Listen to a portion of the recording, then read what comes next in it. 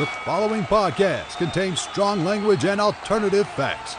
Follow us on Facebook and Twitter at Heel Podcast.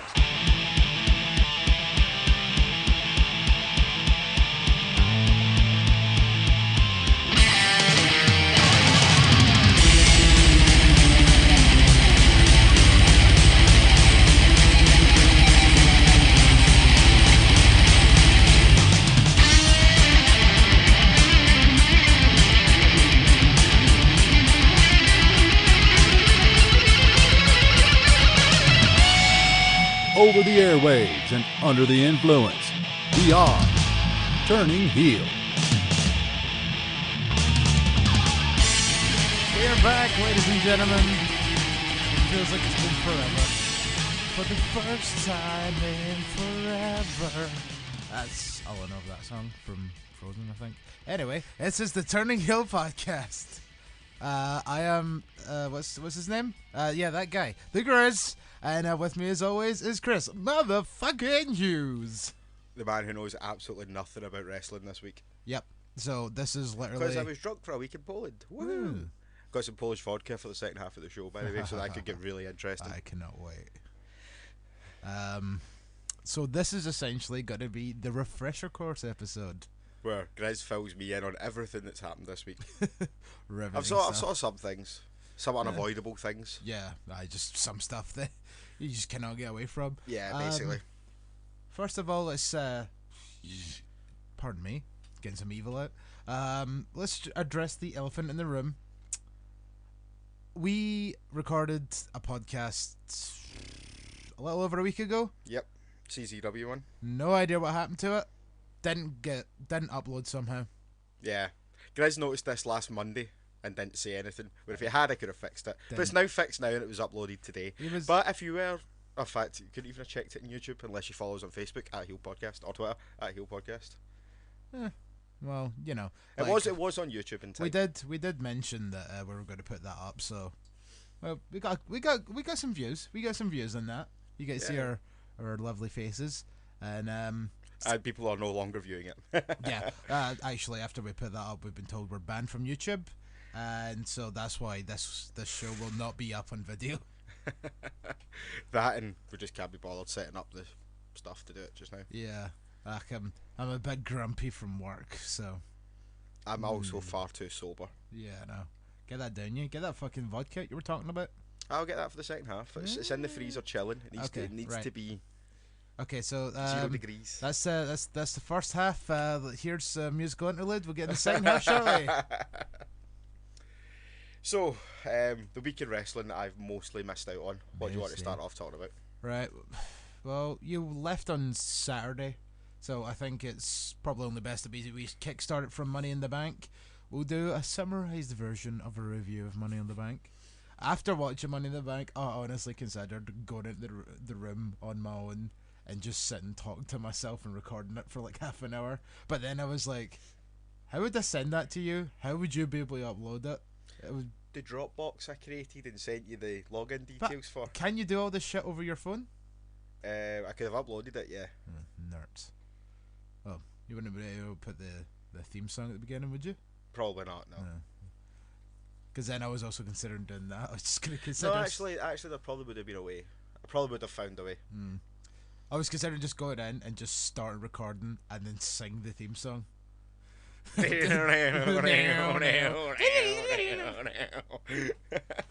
following podcast contains strong language and alternative facts. Follow us on Facebook and Twitter at Heel Podcast. Contrary to popular belief, it wasn't Grizz that did the voiceover. Are you thought of it? So yeah, Money in the Bank then. I have seen a little bit of Money in the Bank. By a little bit, 2 matches. Okay. So the women's Money in the Bank match. So that's going to be fun to talk about. Yeah, so why don't we start off with that? What's your... So the Hype Bros took on the Colons on the pre-show. Colons. And this was Zack Ryder's fucking first match back. That's really all I can say. Wow, what a great first match back. Well done, Ryder. You're doing well in your career. Sorry, brother. I'm just glad the Hype Bros are back together. Are you? Said no one ever. Yes. Because as the longer it went on, my mojo as a singles competitor, I was starting to get worried. Well, I really thought he was going to win Money in the Bank and take the title off Jinder. And then I would have just, like, never watched wrestling again, ever. I don't know, like... That's a total lie, I would have. Yeah. Did say that after fucking Ginger. Ginger Mahal. Won the fucking title. I would stop watching. And here I am. Well, technically, you've watched much less. I've watched much less over these past couple of weeks than you have for a long time, so... I was telling a half-truth. An R-truth? An R-truth. Right. So, Women's Money in the Bank. Charlotte Flair, Becky Lynch, Tamina, Carmella, Natalia. You know what I always say about fuck finishes? And this one fucked me over royally. I was so angry. I was like, you fucking serious? This is going to be how you end this history-making match, which wasn't really that good. It wasn't a great match. It felt as if it was just about to start kicking into like second gear or whatever, like starting to build up a bit more into something that could have potentially been a bit special, and then it's just like, nah, fuck you. There, it's done. Do you know the really fucking annoying thing is? I called it. I called it. Yep. You called it. Although, to be fair though, I was expecting James Ellsworth to keep the briefcase. Yeah. So at least he's not keeping it. You says he was actually going to win it. But, yeah. You know, you got the closest thing to that, and he got the briefcase. Yeah. Bag of cans in my way. It's really just all the HQ is. To be perfectly honest with you, right, I think it's been completely blown out of proportion. Like, I really don't think it matters, like, who got the briefcase. Carmella's a heel. Yeah. Fucking, they were supposed to do dastardly things. No one was complaining when Kane helped fucking Rollins get the briefcase. That's what she said. Yes, it fucking is. But, it's not a big deal to me. Like, it's really the only isn't. time that sentence actually worked without it being sexual. Sexy-eel. Sexy-eel. Well, yeah. Yeah, like, it's not fucking, it just doesn't really bother me that much. Do you know what pisses me off more about it? What? Is the fact that they're redoing the match tomorrow night. I think they're just doing that purposely for ratings. I think they're doing it because they've seen the fucking backlash for the fucking IWC. What about actual backlash? Am I right, folks? Yeah, I'm right. But yeah, fucking. No, well, I think it's maybe a bit of both. Then, kind of what you're saying, but also what I'm saying, because apparently the ratings recently for Raw and SmackDown have been fucking atrocious. Because the fucking rating in the fucking show. Because Jinder Mahal's champion. Has been fucking awful. And like, have you heard the rumours about what Jinder Mahal's next match is going to be? A Punjabi prison. I can't wait for that. It's going to be so bad. It's so racist. Well, I think what we should do is, hey, we could probably do this as a tie-in. Basically saying where an quote-unquote Indian wrestler is most comfortable is inside a fucking bamboo prison. Punjabi prison. It's fucking made out of bamboo. But it's a Punjabi prison. Vince, we need to talk. Right, seriously, call me. Phone number 0776. I don't know your fucking phone number. It's alright. I've always wanted one of Barney Stinson's magic phones. Go for Barney. Ringing. I can still hear it. But that's the thing. Like, I think Punjabi prison is like the proverbial car crash that I put that down there so that it wasn't in the sunlight. He's moving the ice about. I think the Punjabi prison is like the proverbial car crash that you can't look away from, as they say. Because they're all so bad, but they're all so great. Yeah, I've never actually watched one. You've not seen them? No, they happened during my hiatus. I've never actually watched them. I think we need to do a special. See if this match gets announced.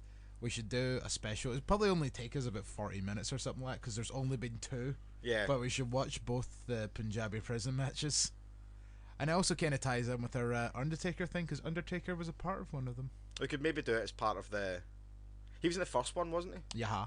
Well, there we go. That can be one of the special matches that we watch. Well, that's Undertaker's Punjabi prison match. That's the thing. With the special matches, we were meant to bring matches of the Undertaker we enjoyed. Well, I haven't seen it. I might enjoy it. Oh, that would be a bit disrespectful. But what if we did a 6th episode and brought shite Undertaker matches, like that fucking concrete crypt match he had against the Dudley Boys? Oh, that was bad. That was the match, maybe in junior hiatus.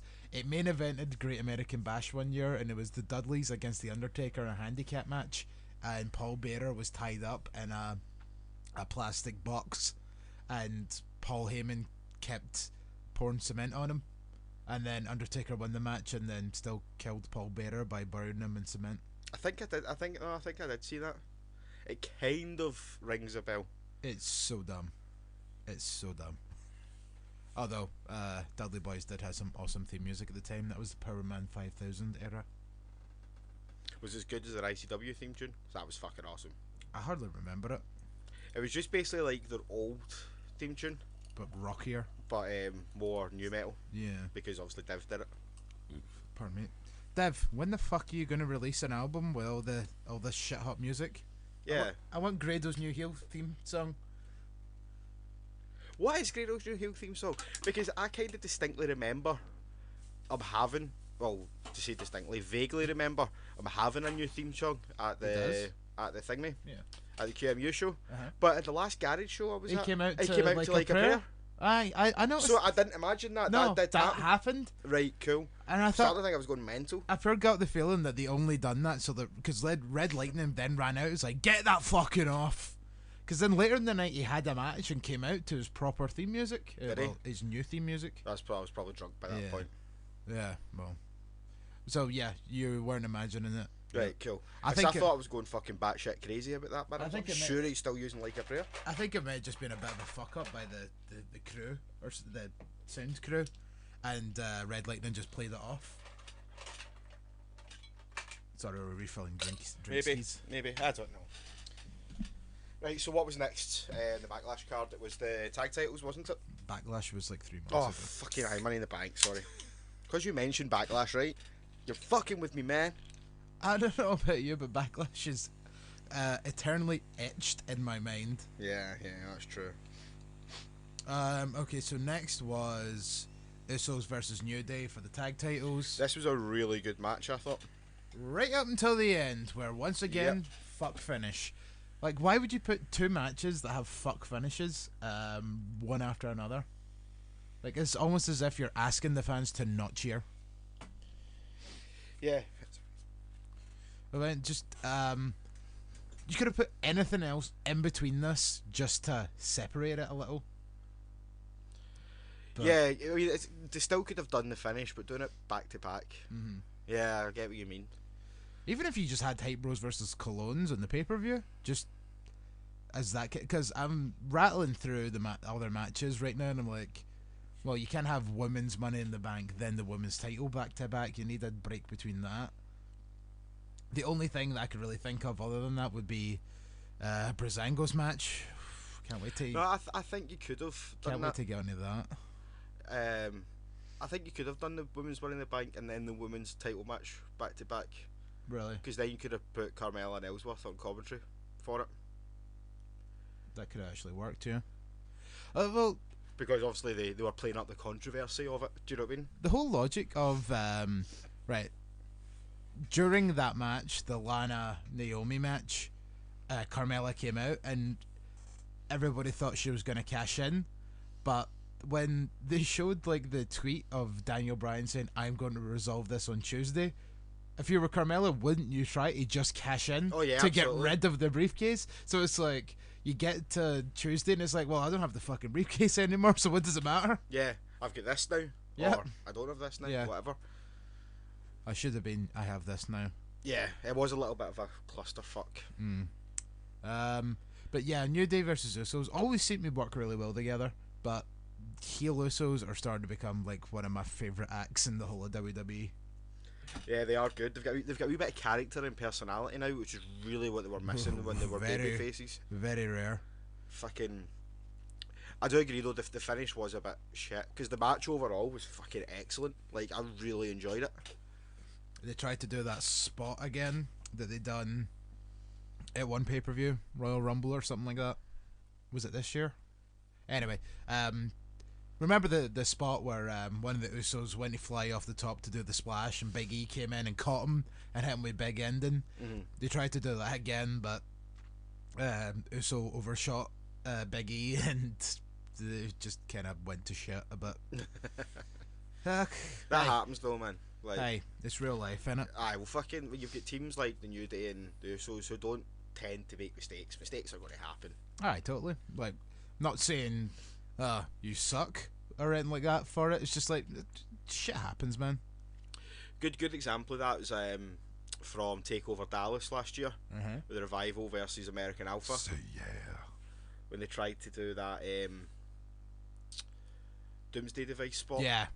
And completely missed Chad Gable. One of them just went right over the other one. And then, and that's still got a Match of the Year nomination last year, even with that colossal fuck up. And it was bad. Like, it was very bad, very noticeable. And then the entire crowd let them know. Oh yeah. And then fucking, I think it was Scott Dawson was just sitting in the middle of the ring laughing, just like, shit. Yeah, so obviously happy that this feud's going to continue, which it has done on the following SmackDown, which we will get into because of other stuff. Oh, of course. Fuck's sake.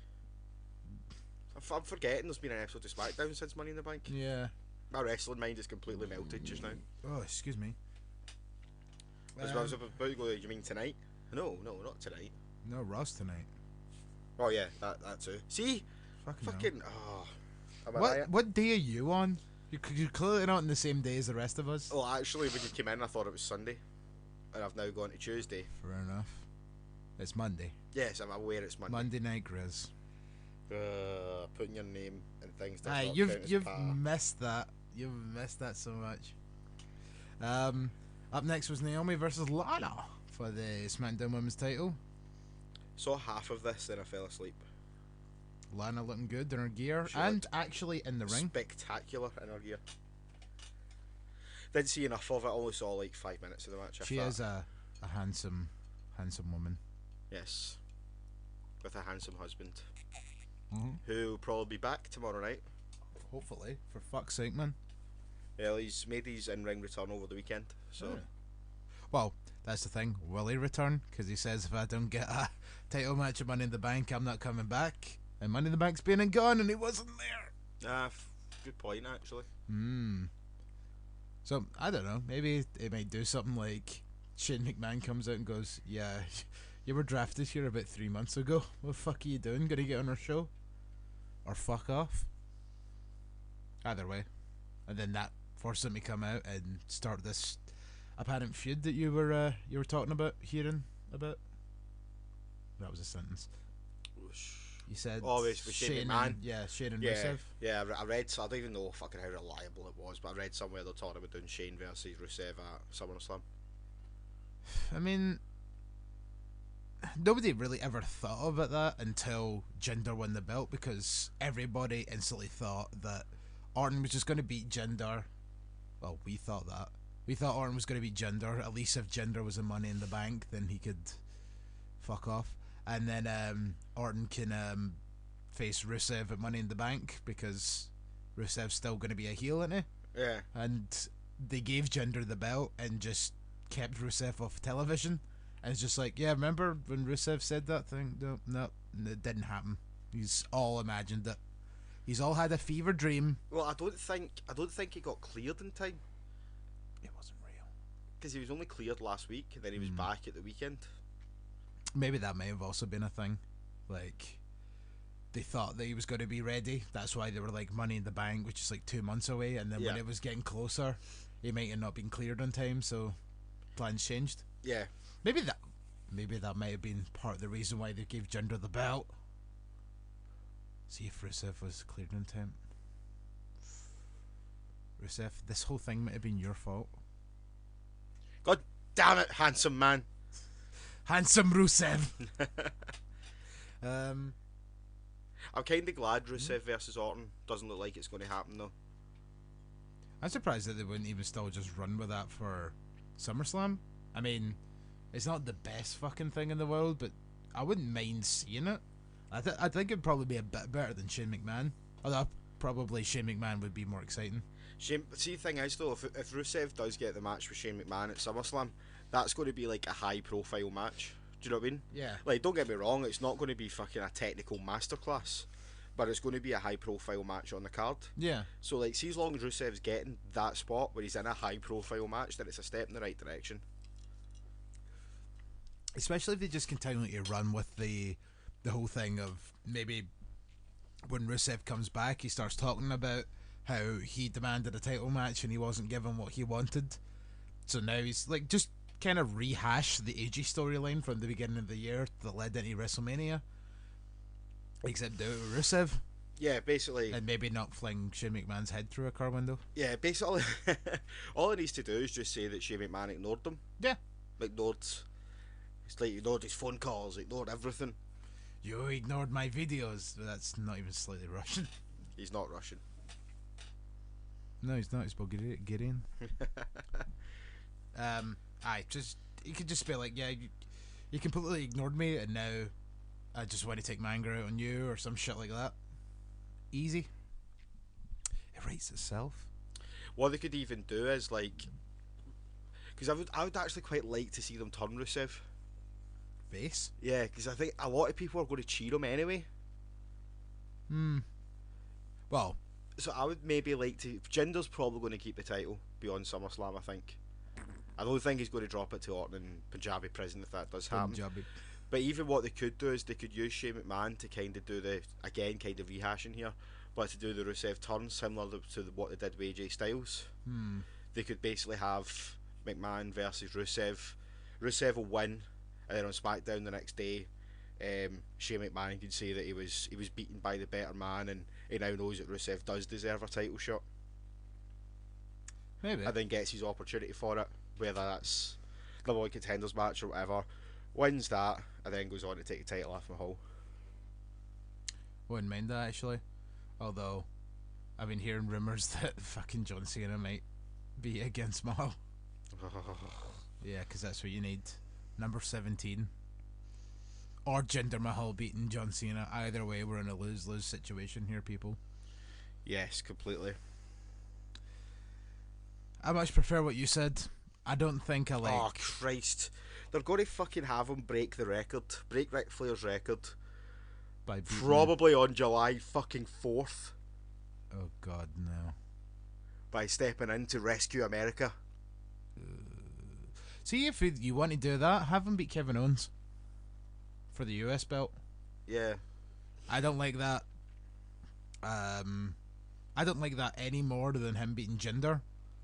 But seriously, I don't even know if there is a lesser in two evils when you have Jinder Mahal and John Cena in the ring. John Cena. John Cena is the lesser of the two evils. But the thing is, in this situation, kind of is, because I don't want him to beat Ric Flair's record.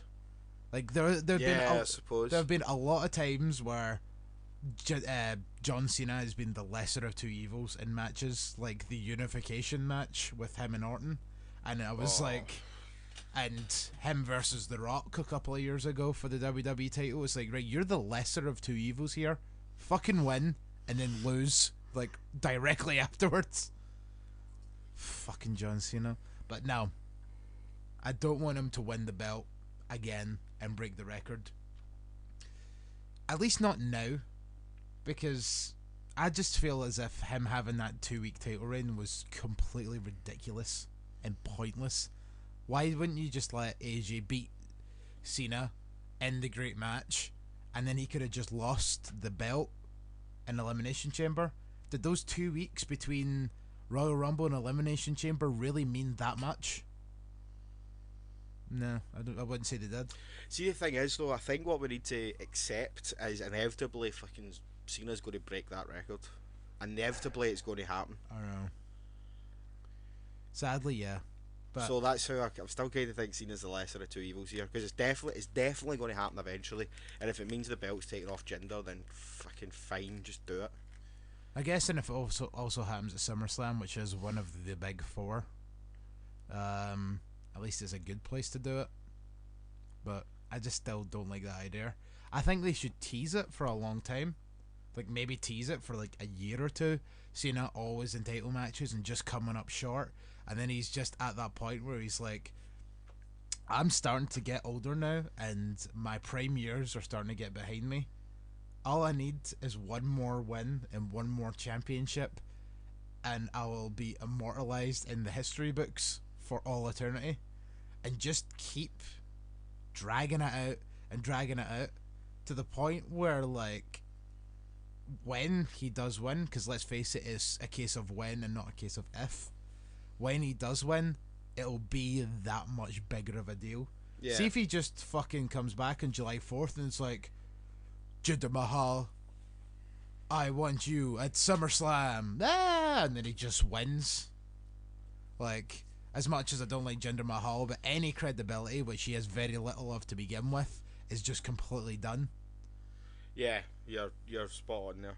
I think maybe a way around that could be they could have Cena versus Mahal at SummerSlam, but then maybe have Mike and Maria Bennett get involved somehow.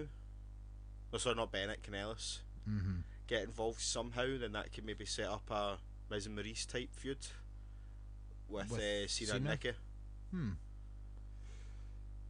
Yeah, like that, or like in the kind of way that Mahal just escapes with the title by getting disqualified. But then then Cena's focus is still going to be there. You kind of need someone to screw him.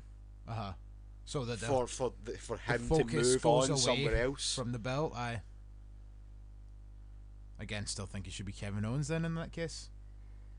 I mean, I know Kevin Owens and Cena has been done before, but now the roles are kind of reversed. And then even like, because Kevin Owens is that snarky kind of prick, he'd be like, remember when you were United States champion and you thought that you were the face of America? Now I'm the face of America. Yeah. Perfect. July 4th when he comes back, Kevin Owens could come out and be like, alright, so you return on July 4th because you think you're the big old American boy, but I'm the face of America. It all fucking writes itself. Well, again, the thing is though, what we're forgetting as well, free agent John Cena. Oh, free agent. So he's not necessarily tied to SmackDown. So you could even have someone from Raw fuck him over. Yeah, maybe. Because obviously SummerSlam is a dual branded pay-per-view. Aye, so you could even have someone from Raw fuck him over. But whom? Roman Reigns. Guy needs to look strong. Strowman. I don't know, because I get the feeling Strowman might beat Reigns and then go into SummerSlam to face Lesnar for the belt. Is that definitely a number one contenders match? No, but the whole logic is Roman Reigns just decided that he's going to be the number one contender, and so, you know, no one's going to say anything against that. And has anyone? Braun said, "Brah." Aye, like, but Braun can't make decisions though. Neither can fucking Roman. Just because he came out and says, I want the winner of Samoa Joe and Brock Lesnar, doesn't mean you get the winner of Samoa Joe and Brock Lesnar. No, I know. Calm down, this. No, see, deep breaths. See what I mean? This is the shit that I've needed to hold in for a whole fucking week because you've been fucking pissing about in a different country. Hey, I was not pissing about. You were I was taking in. Pissed. I was taking in cultural alcohol. Yes. Right, so we'll get on to Raw and I will talk more extensively about that later. But I swear to fuck, man, I'm done with this crap. This fucking Roman Reigns is the best bullshit. I did see a meme where did they say something about he'd beaten all these people, and then he hasn't even beaten them this year. Not he has not beaten them this year, but he's been beaten by them this year. He says, and I quote, "I can't be beaten one-on-one. Braun Strowman, Samoa Joe." Two right off the top of my head. There probably is more. Finn Balor. Seth Rollins. When did? Okay, this. Well, he said this year, I think. But I mean, yeah, Seth Rollins has beaten him. Seth Rollins beat him clean as a fucking sheet last year. Aye. Let's see. Who was in that 5-way? I think everyone in that 5-way at Extreme Rules has beaten him at one point, except maybe Bray. Or not even. I think Bray might have beat him once. No, Bray, because remember he had a big feud with Bray. They had it, yeah. But I don't remember Bray doing very much. I think did they not have something like 3 matches? I'm pretty sure Bray won 2 of them. Actually, no. I think he definitely did win one. Because remember, one of those matches was the return of Luke Harper. Yeah. Like he jamp. I just love the word jamp because it's not real. But he jamp Reigns, smacked him into the post, and then I think flung him in the ring, and then Wyatt hit Sister Abigail. I don't know. It was a really bad feud. Yeah, I think that's what happened though. It was a box standard Bray Wyatt feud. Mm-hmm. Wyatt picks a fight and then loses. Yeah, basically. Right, anyway, we'll go back to Money in the Bank. We'll talk about that stuff later. Sorry, it was just that all dissolved quickly. Yeah. So who won the women's title match? I presume it was Naomi. Mm-hmm. Yeah. Cool. Oh my god! Imagine a Jinder Mahal versus Roman Reigns match. I think I would rather just punch myself in the face for 15 minutes. I think that would be the first empty arena match in a very long time, and it won't be an empty arena match through choice. Oh man, yeah. You want the lowest ratings in WWE history? Book that match. But like now, it probably has happened before. Like, you know, Jobber Mahal on Raw against Roman Reigns in a squash match probably might have happened at some point. But the worst part is now taken seriously. Air quotes, Jinder Mahal as, you know, champion material against him. So, you know, that match is going to last long. Oh, I'm getting sick just thinking about it. Yeah. So Lana, we said it before, looked good. But she actually looked good in this match. She actually looked capable. Still, obviously, you know, green as Shrek, but she's getting there. She's definitely, for her first singles match and it being on pay-per-view and being for a belt, she definitely held up her end pretty well. Plus that fucking finisher that she does is quite interesting. It's very What is it? Very unique. It's, you know, Joseph Connor's finisher that he used to do in the indies? No. Okay. Right. I haven't seen a lot of Joseph Connors apart from do you remember that the WWE stuff. Do you ever remember? Did you ever see the video where he injured Drew? Yes. So that move. Right. Okay. Except, so she hooks the head, kind of pulls her up, and then she sits down like a Batista bomb and throws the opponent back like a spine buster. So it goes from a weird headlock DDT kind of thing, and then turns into a sit-down spine buster. Right, okay. It's very unique. So I guess just call it a sit-down spine buster, but it starts off with her hooking the head and all that. The ravishing bomb. Yeah, sure. Let's go with that. Sure, it actually has a name. Yeah, hopefully, I'm really hoping like Lana does well. Like, she's fucking been around long enough to now be starting to come into her own. Yeah. And the fact that they've now broken up with Rusev and not put her in another fucking love storyline. Even the fact that they've just kind of changed her music as well. So she's not... The whole gimmick's changed. The only thing that's still Russian about her is her accent. And I get the feeling that they might just start phasing that out eventually. Like what they did with Kofi. Yeah. And then Triple H pointed it out. Actually, the thing is, when it came with Kofi, they didn't phase it out. They just point blank stopped one day. It was just like 1 week in Raw, like, oh, Jamaica. And then the next week, he's just like, I'm Kofi Kingston. Triple H is like, did you used to be Jamaican? But that was DX Triple H, where, you know, kayfabe doesn't apply to him. Yeah, absolutely.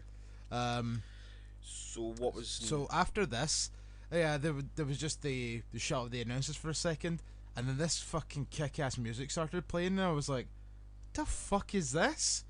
Then they cut back to the stage, and who walks out? Walks out, but Maria, and some other guy. Some guy that you don't like. Well, you know what? He's already winning me over with this fucking sweet ass theme music. That's all it takes for you, isn't it? Mm-hmm. A good bit of tunage, and you're right behind them. Absolutely. Well, just as long as WWE don't decide to put him in like fucking 8 segments a night like TNA did, that was the reason I hated him. It's because he was on my TV so much that I couldn't get fucking rid of him. But they're doing a good start with this, I would say, and I do kind of like the whole Mike Kanellis. You know, he's so like fucking that he took her surname. See, that's what they're going by. But do you know the real reason they changed it? Why? To take him away from Mike Bennett? No. The real reason they changed his surname to Kanellis is because there actually used to be, during the World of Sport days, a British wrestler called Mike Bennett. And that's why they changed it.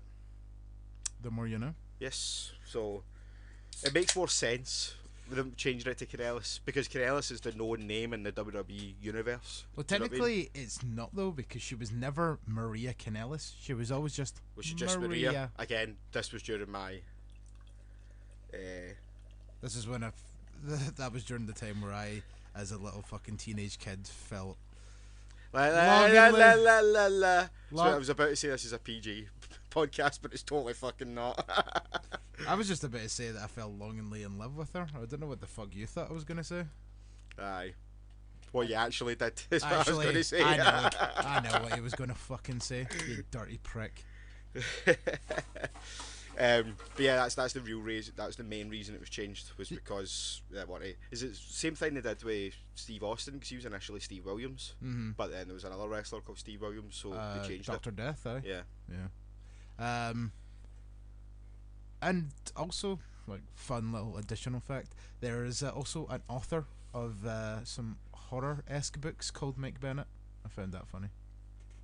That could be another reason, because they don't want names clashing when you Google search them. Yeah. You know, Big Trips fucking loves a good Google search. China. I wonder if he's actually watched, though. Like, obviously, it's a bit morbid. He's fucking got to have. There's got to have been a night where Stephanie was away out to fucking, I don't know, the Women's Guild. She was just on Raw while he was out injured or something. The Waynes are fucking away to bed, and he's just sitting there Googling shit. And he's like, what would actually happen if I type in China? Types it in. Holy shit. Yeah, she definitely can't go in the Hall of Fame. She can go in the Hall of Bone, though. The Boner Rumble. That he's like, I wonder if we can get away with that. I've never... For some reason, Triple H has became Vince McMahon. I know. But like a little more soft-spoken. Like, I think you need to do a little more at the end. I wonder if we can get away with that. There we go. That's Triple There we H. go. Yeah, nailed it. I'm interested to see what they do with the two of them, though. Apparently, this is the reason that they're doing the Miz and Maurice kind of breakup just now. Yeah. Because they're essentially doing the same gimmick. I've been hearing there's a couple of reasons why they were getting rid of Maurice, and that's kind of why they were wanting to get Axel and Bo so that Miz has a stable of lackeys. Because I think they're trying, for some reason, to get Maurice off of television. I don't think so. I think they're trying to get Maurice into the women's division, because I fucking think it needs a bit of a shot up the arm just now. I mean, Emma's came back, and that's a good start, but they're still not using her right.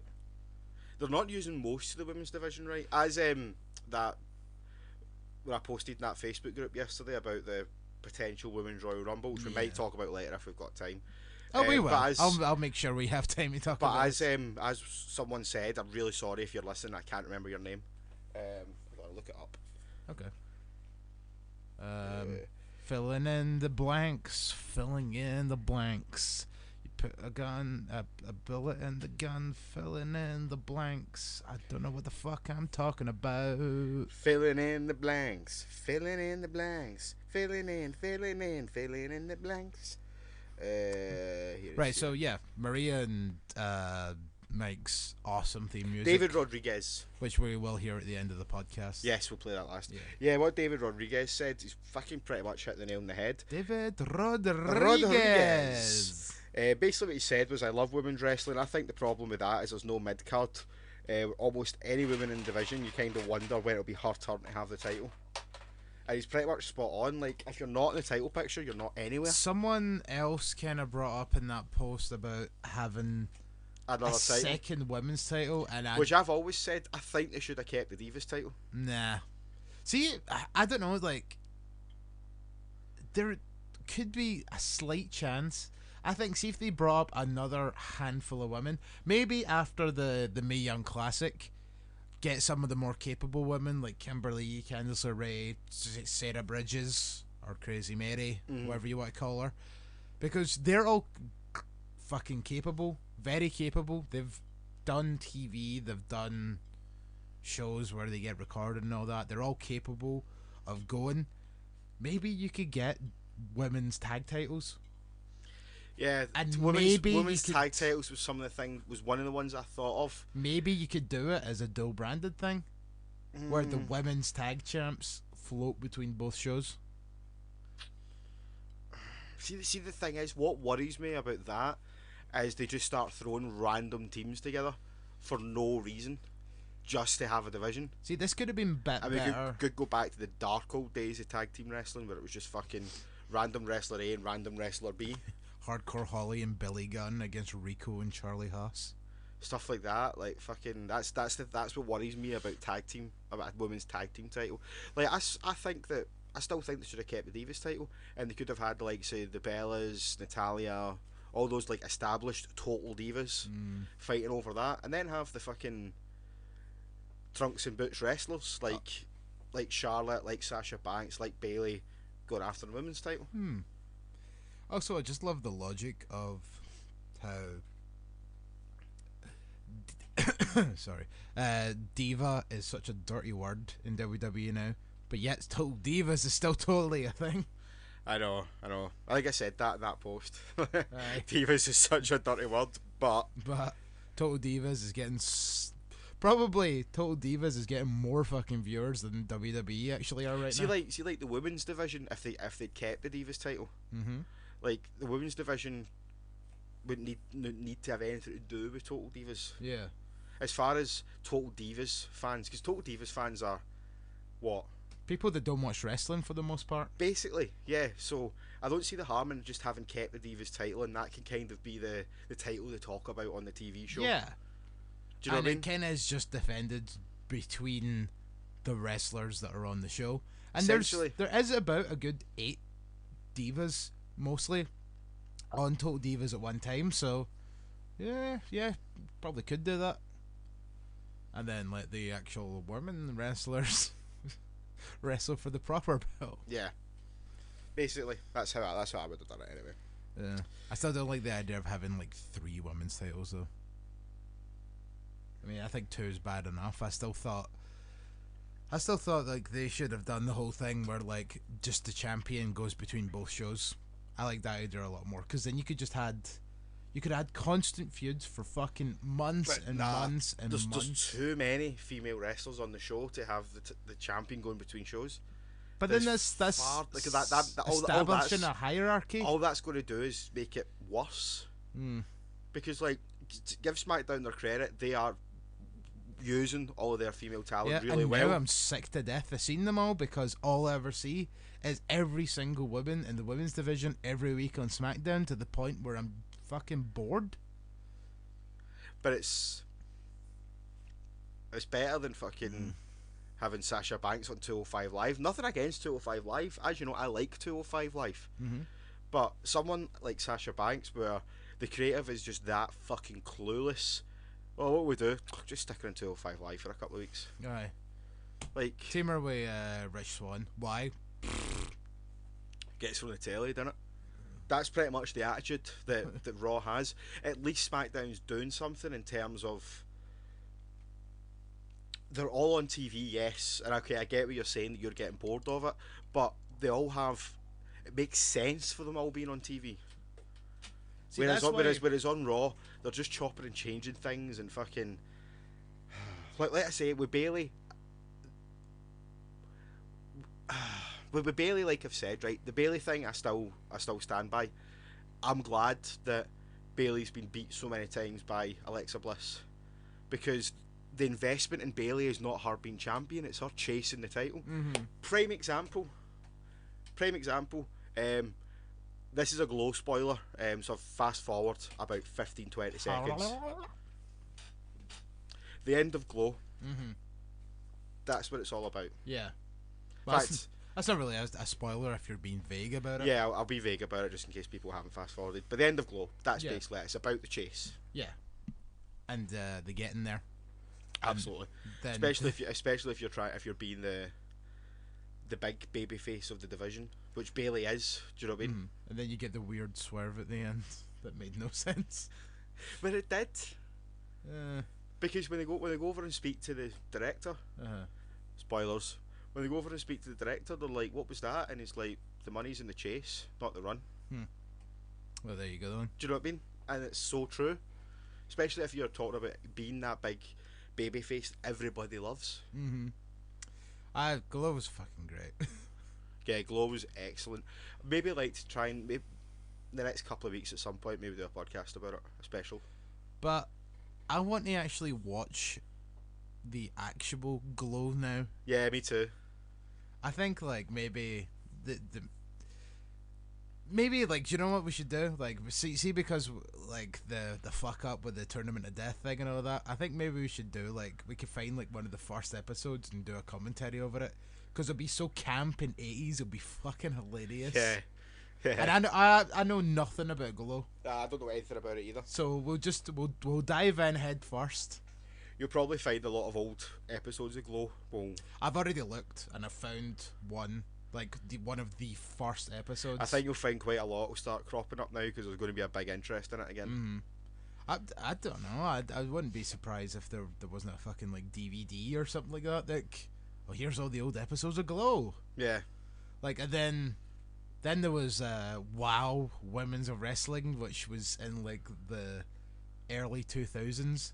It was meant to be the pure like millennium version of Glow, and that shit's insane as well. We need to watch that. I think after we finish the Undertaker thing, because we're considering doing these review things on the occasion. Yeah. I think one of these times we need to watch some WoW. Totally. Right, where are we? Money in the Bank. We're nearly an hour in. We've not even finished Money in the Bank yet. Yeah. Up next was the fucking WWE title match. Okay, I'm interested to hear your thoughts on that. I haven't seen this. Don't give a fuck. Oh, actually, so the WWE title match didn't main event then? Nope. Oh, good. I like that. Ooh, fuck it, I'll just get to that afterwards. I skipped half the match. I was bored shitless. Bob Orton and a bunch of other legends were at ringside. Seen that on Facebook. It was Bob Orton, Sergeant Slaughter, and Flair. And some really old guy. Oh, what was his name? Nah, I think it's gone. It's not like. Pardon me. Baron von Raschke? I think that may have been it. Never heard of him. Super old wrestler. Never heard of him.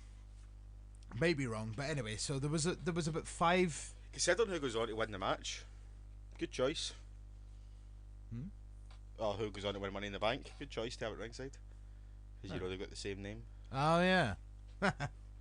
They clearly were not there the entire night. Oh, they never are. I know, yeah, we seen that fucking download. See the amount of celebrity guests that were at download, and they honestly just wandered in like 2 minutes before they had to have a fight with a wrestler. See, if you go to like a live WWE show where they've got guests that they put in camera, like see for example if you're at NXT, every maybe 2 or 3 matches they go to someone in the crowd, like whether it's William Regal or a new signee or Pat Patterson or whoever it is. The WWE UK participants. Aye, whoever it is, right? That's the same 2 seats they're always sitting at. They just interchange them. Rotate it. They just and then interchange shoot them. it from a different angle. Basically, to yeah. make it look like. Yeah. I know. I don't get it. Yeah. So WWE title match. Didn't give a fuck. So the only reason I brought up that Bob Orton was at ringside was because of the finish. Partway through, the fucking Singh brothers got ejected for interfering, and then instead of leaving, they tried to attack Bob Orton, which was clearly going to happen. Yeah. Oh, on Father's Day. By God, Michael. Michael. Fucking JB. Michael.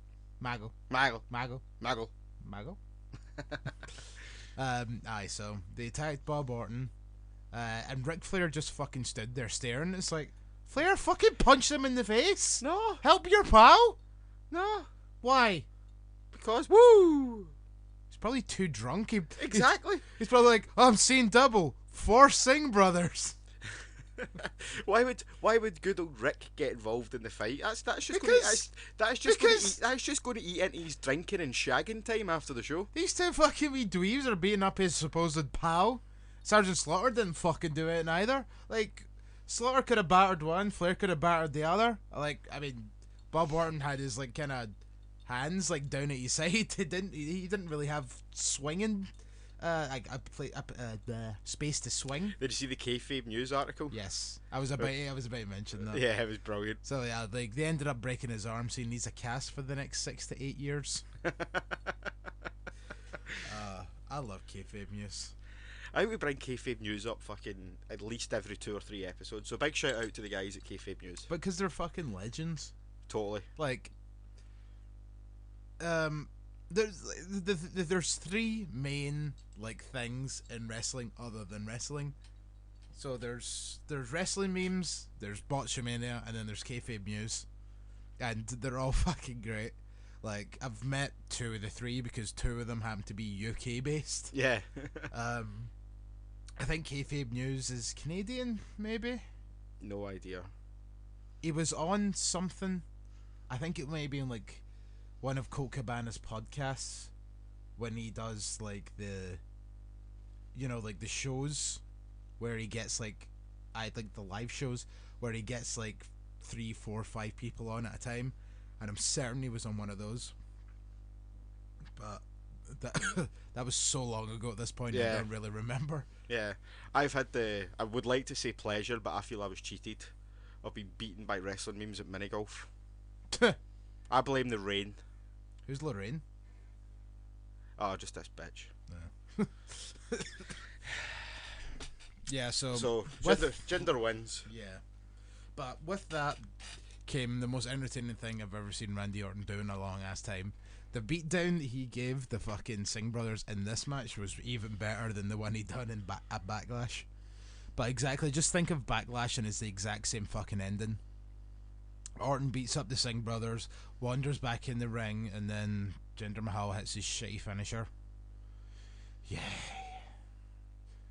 And then on SmackDown, like, Randy Orton's like, I'm gonna RKO his entire family, but everybody thought he was gonna say, I'm gonna go to India and RKO everybody there. And that's the You get an RKO. You get an RKO. Everybody gets an RKO. That's the video that I want to see. And just getting off the plane is like, welcome to India, RKO. He's just like, it's like the video of Shawn Michaels at that Cyber Sunday where he just runs down the corridor and just super kicks like 5 people. Orton's just running about going RKO, RKO, RKO. That would be brilliant. And then like there's just like a giant pile of bodies of them being RKO'd. He's just standing on top of them like, there's so many more to go. I hear voices in my head. And then just... I totally misheard you there. What? Oh no, what did you hear? I thought you said, I've got ISIS in my head.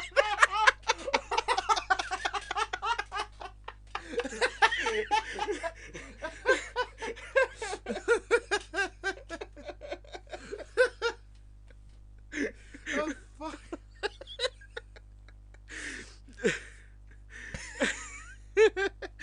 totally name this episode that, but no. No, we'll be chucked off of everything if we put ISIS in the fucking podcast name. To be honest, the fact that we've mentioned ISIS, because clearly the government listens to everything we say, that's why you should cover up the microphone in your phone. The fact that we've just said ISIS, we've probably triggered all sorts of recording equipment. Aye, everyone says like, these two people from Glasgow are talking about ISIS. Everybody listen in. Oh man, I don't know if I did genuinely think you said that, or I just wanted you to say it. I don't know, but I thought it was already kind of like weirdly racist enough, and I was just like, oh, just a pile of bodies have been RKO'd.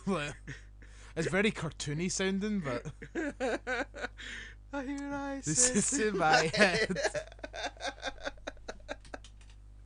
Oh my fuck, God. we're in so much trouble. Yeah.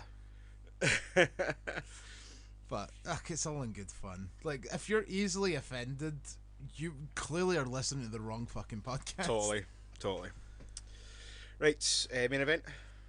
Or was there another match? There was another match. Earlier on in the night, Brazango were backstage and they got a VHS tape, because they still use VHSs. Of course they do. Because it was Fashion Vice this week. Fashion Vice? Yes. Like Miami Vice, but... Yeah, I get it. I preferred the Fashion Files, though. Dun dun. An elite squad. Known as the Fashion Police. Dun dun. So, yeah, and then there was two mystery people that were like, we attacked you and destroyed your office. If you want to know our identity, meet us in the ring tonight. So Brazango come out, and I'm like, who could this be? Who could this be? Huh? Who could it be? Like, is it going to be a new tag team? No, it's a fucking Ascension. Again. Fuck off. I'm done with Ascension.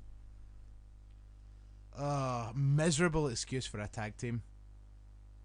But I actually quite like them. I used to, and now I'm sick of them.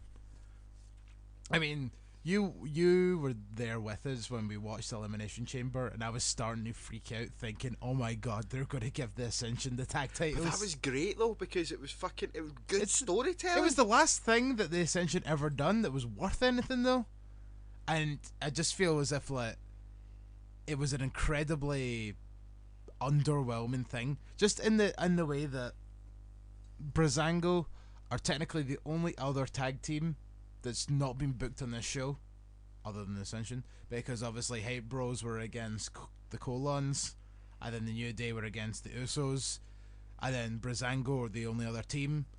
But who's the only other team that have been away for a while? And it's like, it's the Ascension. Or they could have fucking just brought up Heavy Machinery from fucking NXT. Fuck it. Or Authors of Pain? I was going to say, they need to be fucking... Maybe a big monster heel tag team. Especially since they're trying to get Heavy Machinery over as a fucking face team just now to hopefully take the titles off Authors of Pain. On NXT, those guys, the Ely brothers came back. Did they get absolutely decimated again? Yes. Fair enough. Those two, like... Because their name is so weird, it always sticks in my mind, and so that's why every time they come out, it's like... You always remember that they're the ones that get their cunt. There's the Ely brothers. Remember that time Samoa Joe beat the dick out of both of them? Yeah. Whatever happened to that other big, ugly, spotty prick that Samoa Joe beat up? Dan Matha. Remember they hyped him up for about a month? Dan Matha. Coming in 3 weeks. Yeah. 2 weeks. 1 week. Dan Matha. Tonight. This big, ugly fucking dude with, like, back knee, like Jinder Mahal, fucking wanders out, fucking waddles down to the ring, and then Samoa Joe kicks his fucking cunt in, and he's never been seen again since. Joe, you're the best. I love you, Joe. I love you, Joe. Right, so... yeah, so that match happened, nothing fucking good happened. I presume the Fashion Police won? Yeah. So main event was the Money in the Bank ladder match, which was excuse me. So it was you know, the usual people. Dolph Ziggler, Sami Zayn, Kevin Owens, AJ Styles, who were all in the ring. Shinsuke Nakamura started to make his entrance, and then Baron Corbin jumped him, which took Nakamura out of the match for the most part. And everyone else just went fucking hell for leather, and I think Kevin Owens might have died. And then Nakamura came out to a hell of an ovation, like partway through the match.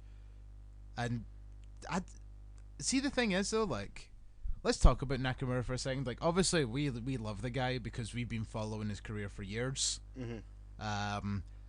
But see, if you're just a new fan, like, what is it? Like, because he just has that natural charisma that people love him. Like, there's another podcast I listen to where one of the dudes has 2 kids, and he's just like, my son loves Nakamura.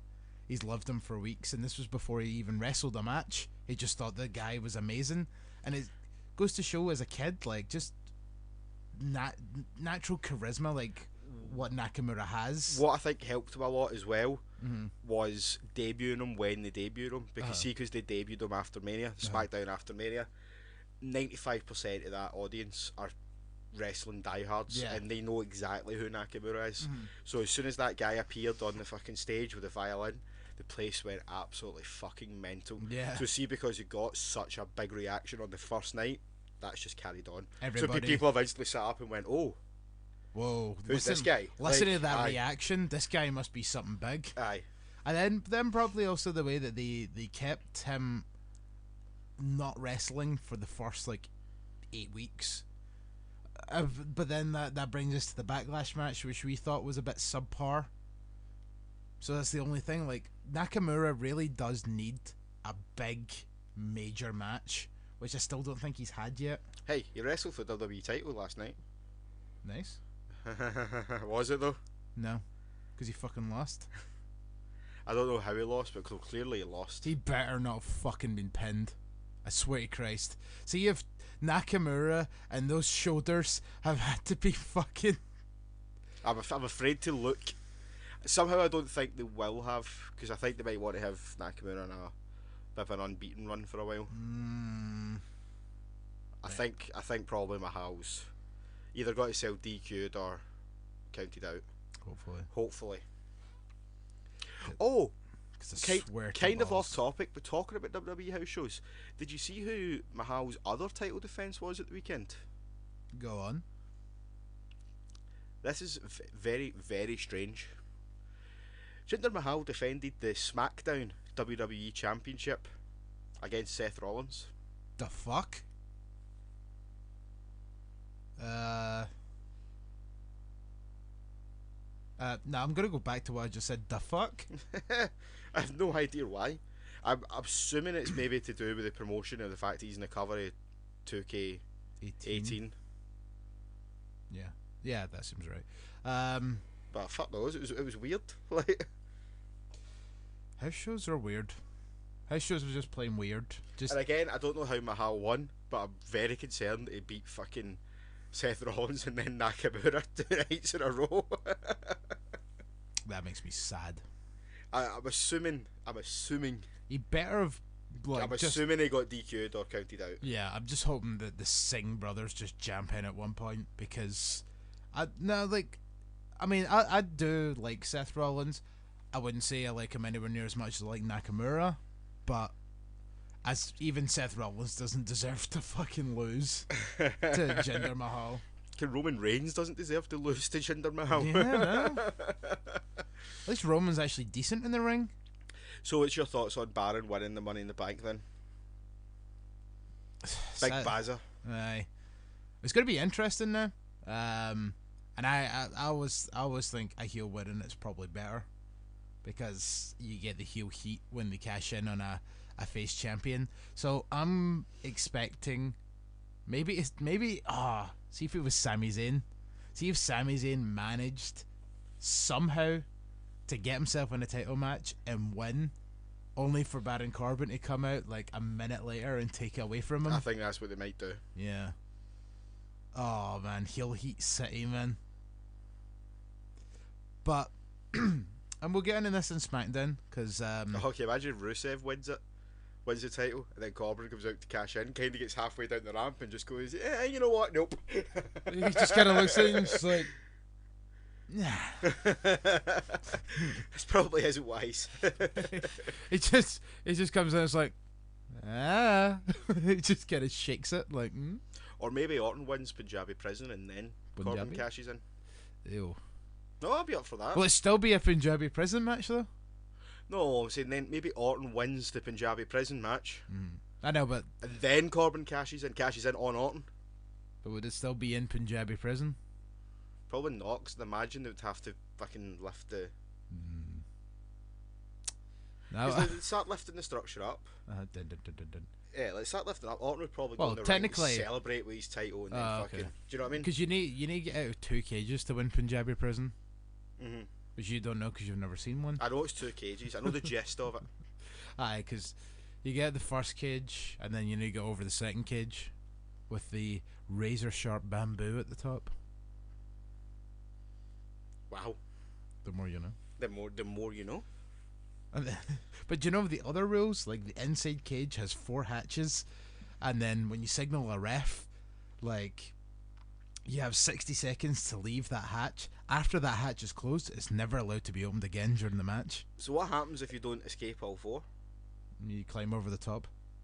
Ah, okay. Because there's no fucking roof on it, so it makes no difference. Wrestling logic hurts my head at times. See, I've always says like have the first cage have a roof, and make it like, because like one of the matches had fucking Batista in it, right? Big strong guy, alright. So have a roof on it, and just gimmick one of the corners so that Batista could just punch through it and climb out that way. So you've got that little bit of tense where it's like, fuck, Batista's trapped in this cage and all the exits are shut. What is he gonna do? Oh, he'll just kick the shit out of the cage and climb out that way.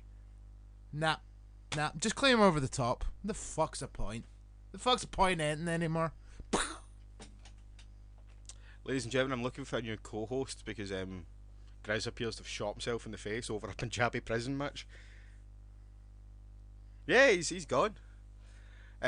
So I think we'll take a break, and I'm going to try and perform CPR on this guy and see if we can get him back. So we'll be back to talk about this week's Raw and SmackDown.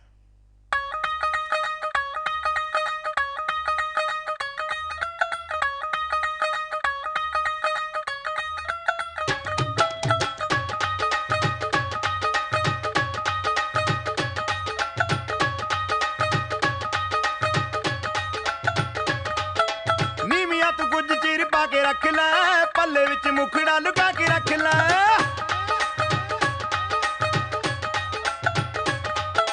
ਨੀਮੀਆਂ ਤੋਂ ਕੁਝ ਚੀਰ ਪਾ ਕੇ ਰੱਖ ਲੈ ਪੱਲੇ ਵਿੱਚ ਮੁਖੜਾ ਲੁਕਾ ਕੇ ਰੱਖ ਲੈ ਐਵੇਂ ਕਰੀ ਨਾ ਕਿਸੇ ਦੇ ਨਾਲ ਪਿਆਰ ਮੁੰਡਿਆਂ ਤੋਂ ਬਚ ਕੇ ਰਹੀ ਨੀ ਤੂੰ ਹੁਣੇ ਹੁਣੇ ਹੋਈ ਮੁਟਿਆਰ ਮੁੰਡਿਆਂ ਤੋਂ ਬਚ ਕੇ ਰਹੀ ਨੀ ਤੂੰ ਹੁਣੇ ਹੁਣੇ ਹੋਈ ਮੁਟਿਆਰ ਮੁੰਡਿਆਂ ਤੋਂ ਬਚ ਕੇ ਰਹੀ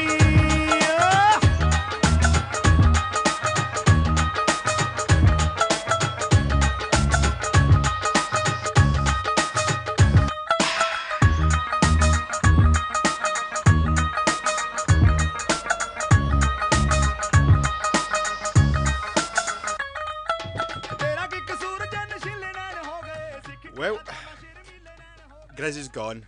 It was lovely having him as a co-host, but he's dead. So I guess I was going to have this lovely Polish vodka all to myself. Is this vodka? Oh, he's back! Way! Oh, is there a bullet in my face? Oh, okay. Sorry, mate. The Polish vodka will fix it. Yeah. I'll just pour it right into my wounds. That's a good idea. So, this is the first time you've had this? Yep. This is going to be a live reaction, folks. Too sweet.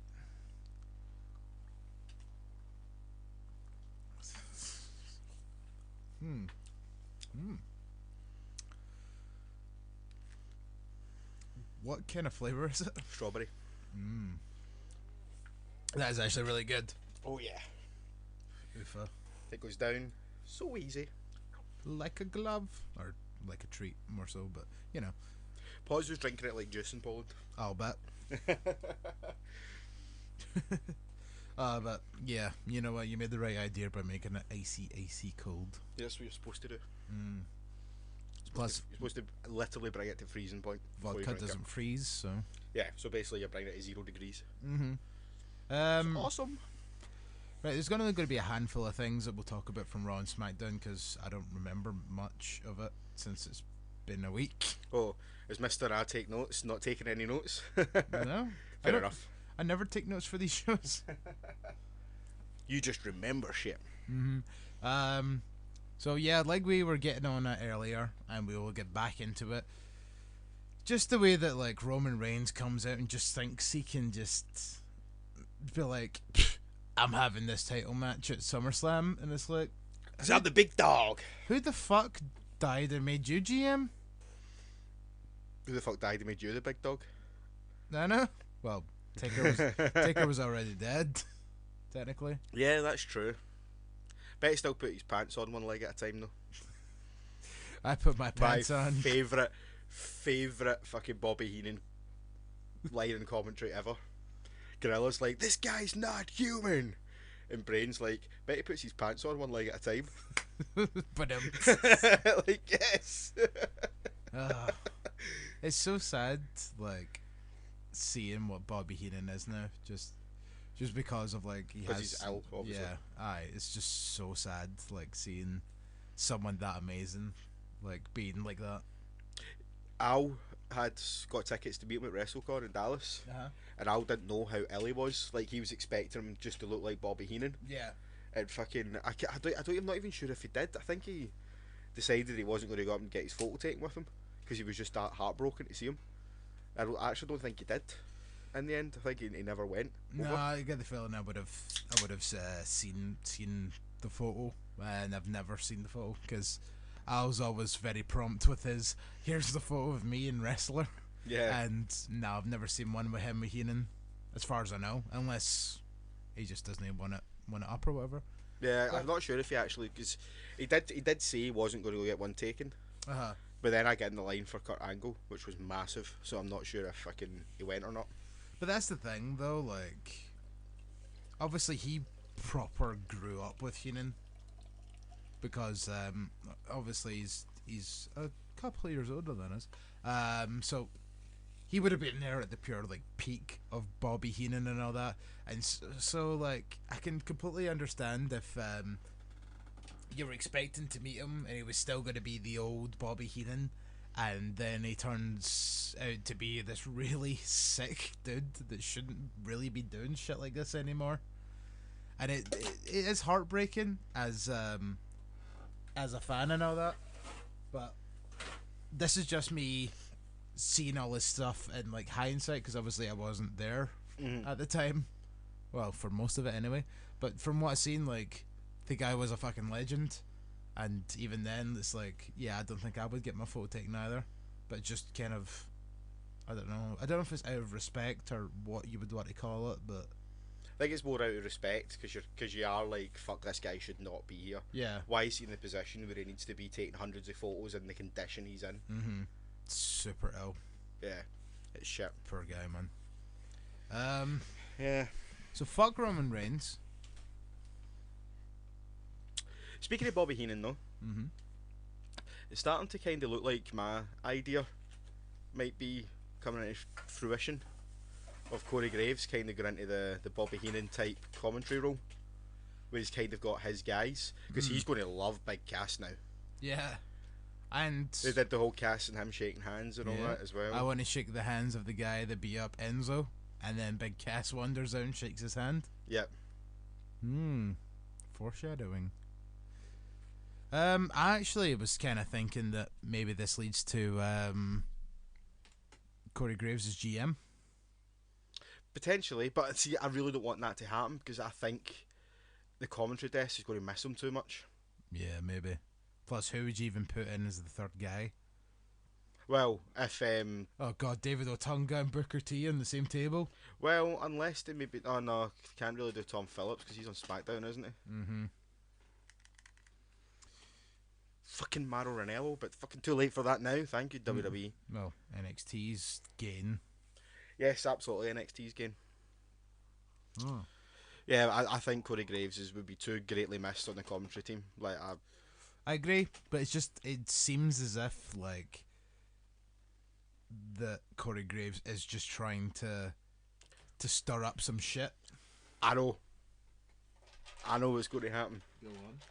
Graves is going to push for the GM position, and it's going to build to Survivor Series match: Team Angle versus Team Graves. Team Angle wins, Angle's still GM. Team Graves wins, Graves is GM. Apparently, this whole thing of Kurt Angle and the whole Texas Tech stuff, apparently it's Triple H, and Kurt Angle and Triple H are going to wrestle at SummerSlam. Allegedly. Yeah. What do you think of that? I'd be quite up for that. Because you think about it though, it's them testing the water with Angle as a wrestler. I just don't like the whole, because it always seems to why does it always have to be Triple H? Like Sting's first WWE match, Triple H. Kurt Angle's first WWE match in 15 years. 10 years? Not quite as long as 10, but not far off. Okay, nearly 7, I believe he said in his Hall of Fame speech. Nearly 10 years then, because oh no, it's more. Oh no, yeah, it will be about 10 years. I'm forgetting it's 2017. So it was what, 2005, 2006 he left. Something like that. Yeah, so it is about 10 years. So Kurt Angle's first match in 10 years, Triple H. Why doesn't he be Triple H all the time? Like, see if okay, I want some more jokes. I'm just going to come back at you in that one. Sting's first match back been Triple H. Or first match ever, been Triple H. I think that's more to do with the fact that they trust Triple H in terms of wrestling this old guy who's had quite a lot of injuries and stuff like that, and they're a bit about it. So look what happened when he wrestled Rollins. I'm not blaming Rollins or anything like that, not at all, but he got injured, he got hurt, and I think that's maybe why it was Sting and Triple H. Should have been Sting and Taker. Absolutely should have been Sting and Taker. But the next guy I would go to on that basis of just making sure that fucking this guy's actually alright to be wrestling would be Triple H. I think it's the same with Angle, because Angle's got all sorts of issues with his neck. But the whole logic with that is like, oh, is he alright to wrestle? I don't know, he's been wrestling for the past fucking 20 years. Like, he's been in TNA, and I know... Sting hadn't wrestled in TNA for ages, though. Nah, it wasn't that long.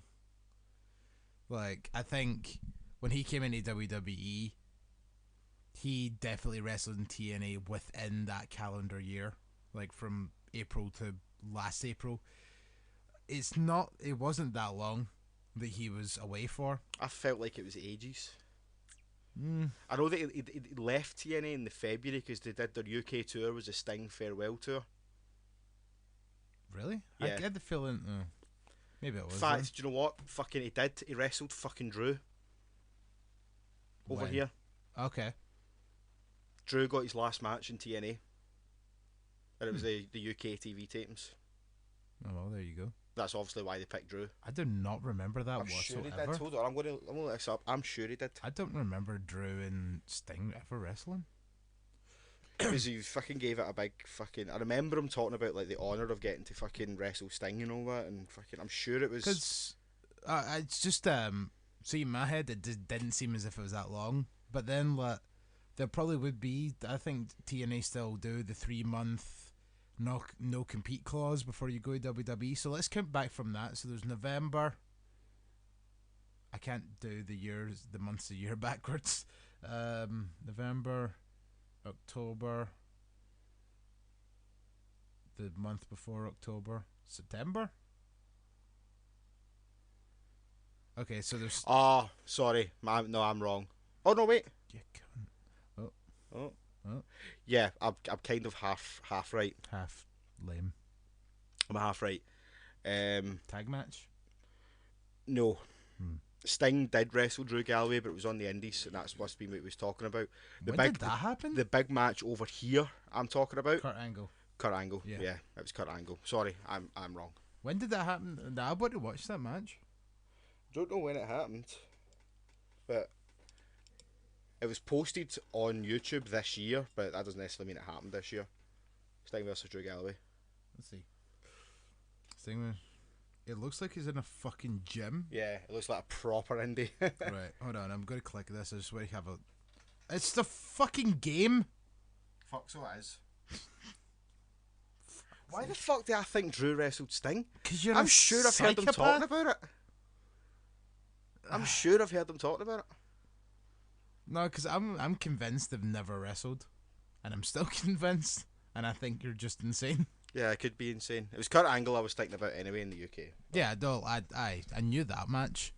Because I thought, like, the whole logic of it was a bit absurd. Because, like, 2 weeks ago, it was Kurt Angle's goodbye tour.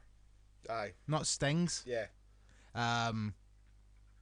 So Kurt Angle announced he was leaving TNA, yada yada yada. He had so many weeks left. Had a match with Drew, came out, beat Drew, and then like 2 weeks later, they had the rematch at, in the UK, and all of a sudden Drew just won with a fucking submission move that he's never used in his life. The Iron Maiden. What's wrong with that? It was just like, it came out of nowhere and beats Kurt Angle, and it's like, But then should that not give you the feeling of the story? Is that fucking he tried to beat Kurt Angle, used everything in his arsenal, couldn't. Had to pull something else out the bag. Pulled everything out his arse. Yeah, pulled everything out his arse. Anyway, back to Raw. I forget what we were talking about. Aye, Raw. We're still talking about Raw. Fuck Roman Reigns. Yeah. See, every time Raw is mentioned, that's just a phrase that comes to my head. Fuck Roman Reigns. Nah, but it's just I hate this whole. I still hate this whole Roman Reigns is the fucking best, and just the way that like they were building up like, oh, Roman Reigns is gonna come out here and tell us his plans for SummerSlam. So his plans is a WWE pure dictated by him. Aye, fuck off, Roman. No, it's like that's the whole thing that I hate. It's just like I hate anybody that just comes out and just like, oh, I'm gonna have a title match. Just like, are you now? Aye. Obviously, I haven't seen it, right? So I don't know exactly the wording of it. But I don't have a problem with people coming out saying, I'm challenging the winner to a match at this pay-per-view. Mm-hmm. I don't have a problem with that. But see if they're coming out and basically saying, oh, I am wrestling this guy. Yeah. Which I'm sure that's what he said. I don't think he says... I think he just like, I want the winner. Or something along those lines. But it's just like, no one can beat me one-on-one. I have main evented 3 WrestleManias in a row, and I've beaten The Undertaker. Triple H. Boo. But what else happened to the other one? What happened to you, Fanny? You got your cunt kicked in by Seth Rollins, bitch. I'm Brock Lesnar. Brock Lesnar battered fuck him. I know. I know we're going to see that again next year. I don't think we will. Yeah, we will. No, I think if Roman's wrestling Lesnar at SummerSlam, he won't wrestle him at Mania. But he's not. Braun Strowman's wrestling him at SummerSlam. Your theory. Of a dead man? Good band. Good band. Anyway, another shot. Salut. Avidese. Whatever the fuck. Jikui. Jukui. Yes. That means thank you in Polish. Yeah. I don't know how to say cheers in Polish, so I just went with that. Okay. That's all I could say. Jikui. Can I get what fucking walking up to bars and Gracias. I'm like, can I get 6 shots of your lemon vodka? And they're like that. What? And I'm like, 6 shots, pointing at the bottle. Okay, there you go. They pour it, you eat to me, and I'm like, Jikui. They're like, ah! Oh yeah, I get you now. Chin chin. Chin. Ah, that's smooth. When you brought up vodka, honestly, for some reason I was just expecting straight vodka, and I was like, had the fear put in me. I cannot just do straight vodka. Technically, it's straight vodka. I know, but it's got flavour in it, so it's a bit different. Yeah. But straight vodka is a fucking nightmare. Yeah, pause, you fucking wank. Yeah. I didn't really like the flavoured stuff. Oh, Well, really? eventually I liked this once I tried that. Mm-hmm. But he kept buying vodka, like normal, clear Just vodka. straight vodka, eh? Because see if you ask for a vodka and coke over there, they have no idea what you're talking about. They just don't do it. They have Coke, yes. You drink vodka straight. A vodka Coke is not a drink you order on the bar. See, if you want a vodka Coke, you need to order a vodka and a Coke. That's the only way you'll get it. If you say a vodka Coke, they'll be like, what do you mean? What's that? Yeah. That's weird. It turns out the Polish word for water is vody. Ha! Guess who was the one that found that out by making a mistake? So you asked for a vody? No, it wasn't me. Pause. Of course it is. We're up to the bar. Alright, chap, can I get a vody? Aye. We're up and ask for a vody. As if these Polish people that speak about 3 words of English know what fucking vody is. Aye, the fucking... And it turns out to be the Polish for water. So they got a fucking glass of water. Scottish slang. But he probably looked at it for a second and was like, fucking hell, that's a massive vodka. But apparently, like, because Rob was at the bar with him, and apparently the woman was like, are you sure? And he's like, aye. Aye, a voddy. Fucking glass of water. I love how she also said, are you sure? Like, are you sure you don't want a proper drink? You loser. Aye. So what else happened in Raw that I may have missed?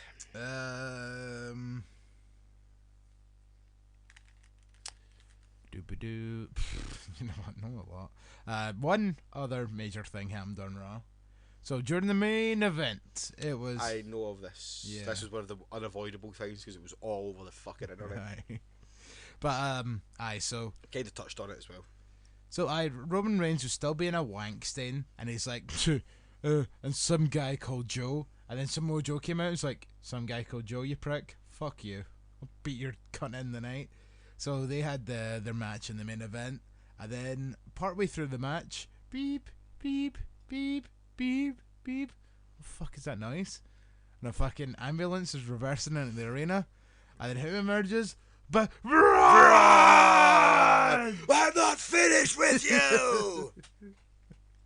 I was so happy. Like, I seen the ambulance, I was like, oh my god, oh my god, oh my god. As soon as he flung open the doors, it was like, I was like, yes, he's fucking back. Oh man, see, I watched the video, and see after it, I'd said to Rob, I was like, that's up there with fucking one of the best comebacks since Jericho's, where he fucking clotheslined the Olympic torch carrier. Like, fucking, it was amazing. Just as soon as the ambulance started backing in, I was like, I was like holding my breath for a second. I was like, don't fuck me over here. It better be Braun or fuck you. And their match at Great Balls of Fire is an ambulance match. Yep. So it was appropriate. Yes. Which we spoke about before, obviously, Braun get injured. Mm-hmm. I just hope they haven't pushed him back in too quickly and he is fully clear. That was the whole point. Like, apparently the 6 months was... Yeah, we knew that, though. Over-exaggerating. Yeah, to make him look fucking more of a monster. God, how is he back after only a month and a half? It's almost like they do that with John Cena. But, No, I just John Cena's just superhuman. I just hope that fucking he is fully healed, because, like, you've seen the pictures of him after his surgery. His arm was a fucking mess. Like, so, I've which arm was it? Was it the one that had the stupid fucking Country Strong tattoo on it? No idea, I can't remember. I think it's that one. I think it was this one that he injured. Right. Okay. Never mind then. Bye. That was great fucking radio there, wasn't it? That's because we thought we were on video for a second. We remembered that we didn't set that up. Yeah, we've not set that up today. Oh well. Anyway, you were saying? I forgot what I was saying. Yeah. I just hope that he is fully fit. He is fully fit to be back, and they're not pushing him in there too soon. Because that does seem like one of the kind of things that WWE does. It's like, oh, you're feeling better? Get the fuck in the ring. Look what they did to CM Punk. Aye. Fucking put him in commentary for fucking 3 months. You're gonna still work for your money. Yeah. Also the Enzo and Cass breakup. Yes, that's right. In fact, Thank God. Yeah, so that wasn't even the main event either. Yeah, Thank this is an interesting thing that I think we should delve into, because We were sick to death of the two of them for a long time. And do you know what the worst part is? I felt kind of sad when it happened, even though they've been annoying the fuck out of me since like the turn of the year. Yeah, I felt bad for Enzo. Like, just, it was that shot of Enzo with that single tear rolling down his face. And I was like, you poor bastard. You're going to get your face kicked off in a second. And it's like, but, like, okay, Enzo is an annoying wee pain in the arse. But still, I felt bad for him. But then I also felt bad for Cass because I knew what he's had to put up with for like 5 years. Because it was spot on and exactly what he said. You're a pain in the arse, and you're the reason why I've never won a belt in WWE. And it's like, yeah, because Enzo's lost practically every title match you've ever had. Or probably, not even practically, has lost every title match you've ever had. I think they were going to win the tag titles last year. See when Enzo had that bad bump off the ropes. No, I don't know. I think Vaudevillains were always meant to win that match. I don't think so. Because they brought Enzo and Cass in with the big fucking fireworks and all that. Do you know what I mean? The Vaudevillains debuted on SmackDown before it was live. Yeah, that's true. Do you know what I mean? Enzo and Cass get the big Raw debut with fucking the Dudleys and all that. I think they were going to win the titles till that happened to Enzo. I thought they were going to win the titles at WrestleMania until they brought the Hardys back. Yeah. So, what do you think? What do you think we'll do with the two of them now? See, right, okay. So there's been more chat about this on podcasts I've heard, but there's some people that know people in some of these. So this is what they've said, and then we'll talk about it from here. Apparently, the reason that they've broke up Enzo and Cass is because apparently Enzo has heat backstage. This is all alleged, so, you know, grain of salt, yada yada. We'll see what happens. But apparently Enzo has heat backstage, and so they want to push Cass to the main event. And with Enzo, it's either going to be 205 Live or back to NXT. They can't put him back to NXT. I know. I think he's been ridiculous. too much. He's been too much a fucking main focus of the tag team division in Raw for too long. They can't put him back to NXT. No, I think that's with the it's a clear demotion. With the greatest of respect, he's not Tyson Kidd. Nah, absolutely not. Nobody's Tyson Kidd though. He is no fucking. He will not develop any further in NXT. No, like, he's developed as far as he can go, unless he fucking, like, shaves his head and changes his name. And basically stops wearing his See, the thing is, though, see when they talk about fucking backstage heat and all that, you hear this so much, and I just don't believe it most of the time. I mean, like I said, grain of salt for a start. Yeah, complete grain of salt. But still, I think he'll go to 205 Live. I think he'll work quite well in 205 Live. Easily, like, do really well in 205. And do you know what the worst thing is? Now that they've broken up, I can't wait to hear what Big Cass's new theme song's going to be.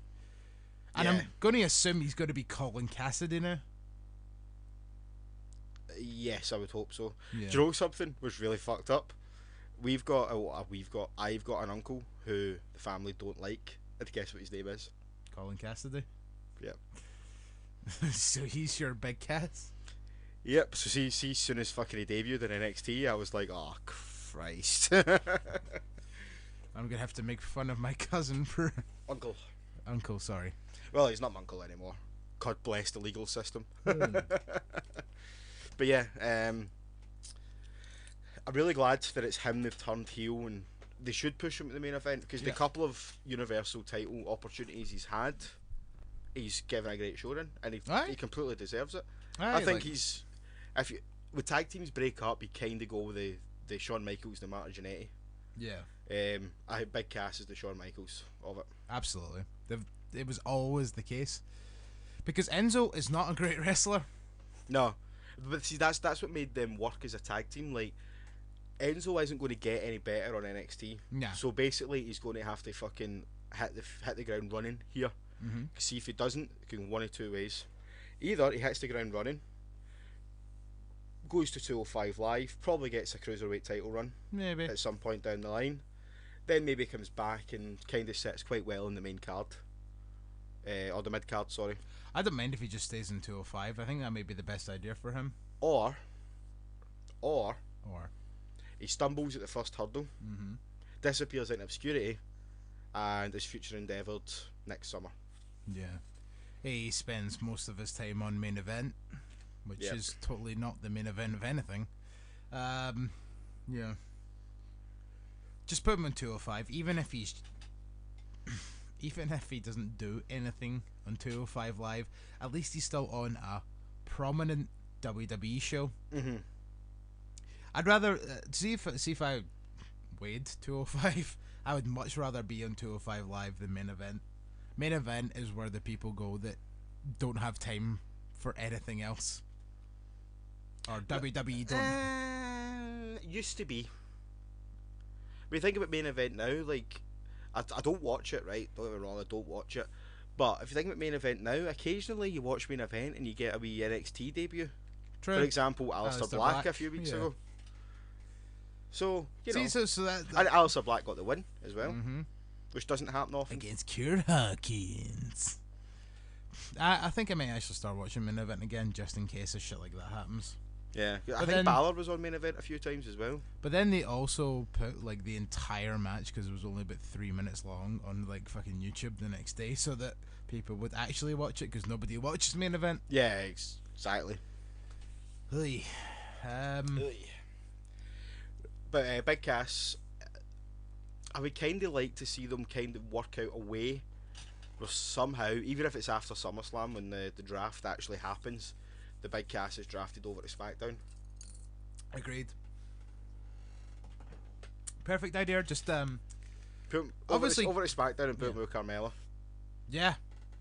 Oh, perfect. I mean, like, Carmella's already a heel, but would that not make her even better to like just say Ellsworth, you were never anything to me. Yeah. More than a fucking lackey. You know what? Thanks for the briefcase, because I'm right. We're gonna get into that in a minute.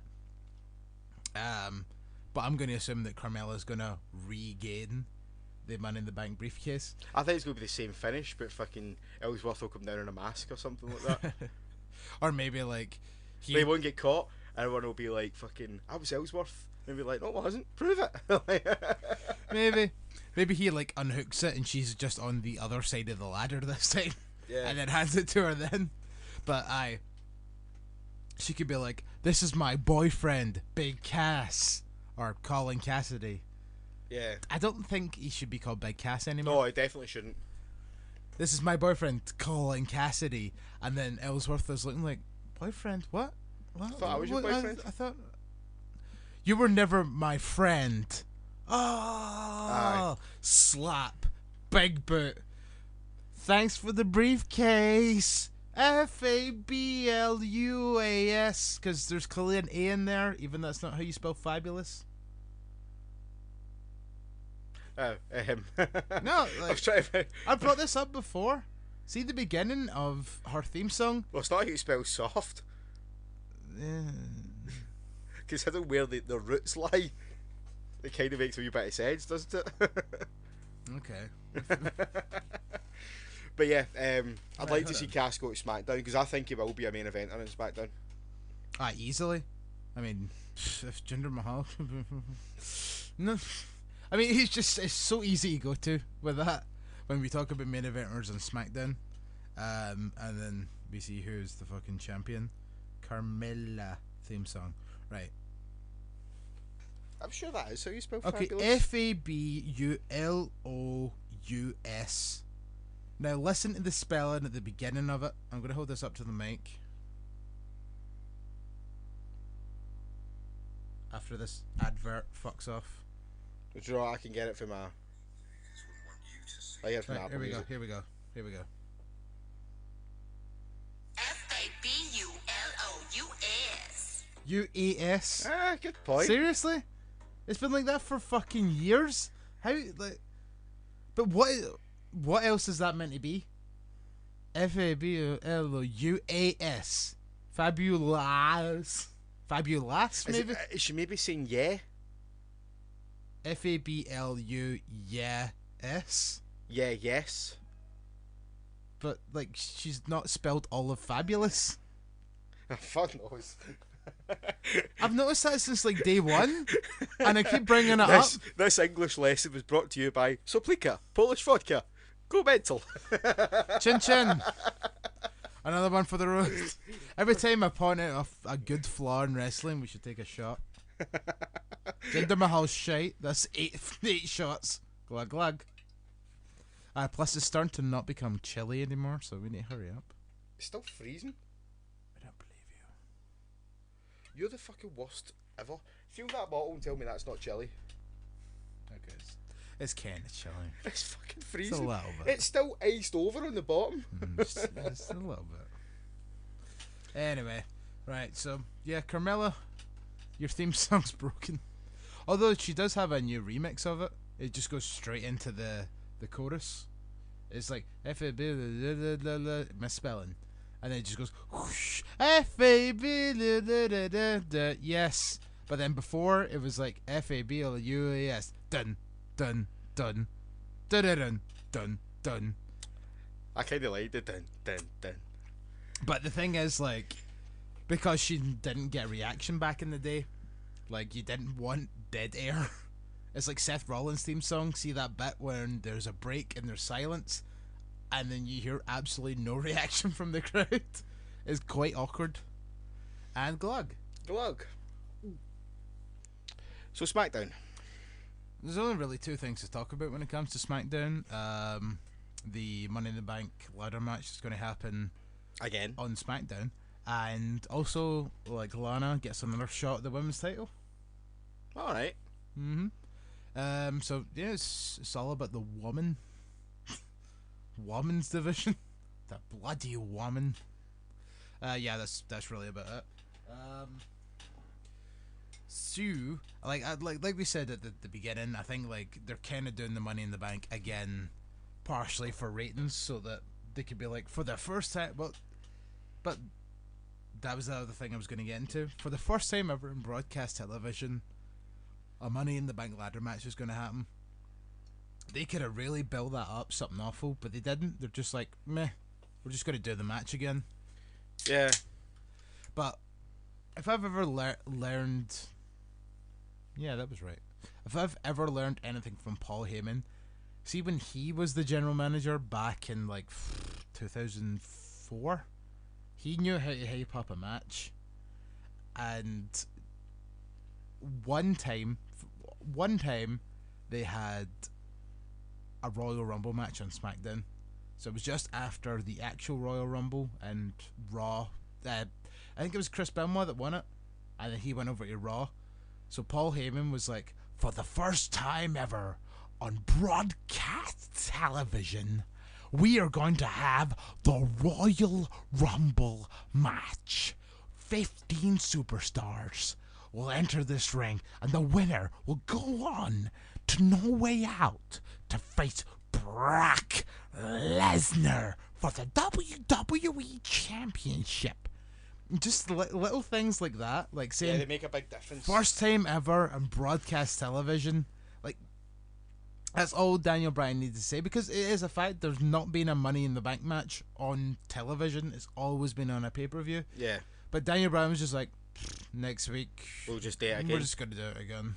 Fuck it. Yeah. And then everyone was like, boo, because they weren't doing it tonight. Because, yeah, obviously if you're in a crowd and you hear next week something's going to happen, you're like, no, I want that now. Yeah, it'd been a bit of a giveaway though if they did it then, because surely fucking people in the crowd, once they arrive, are going to see the fucking cabling and the hook. Maybe. Do you know what I mean? So it's kind of like a cage match.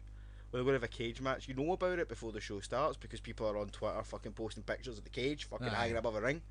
So if you come in, they're going to be like, what's that clear fucking Money in the Bank hook doing up there?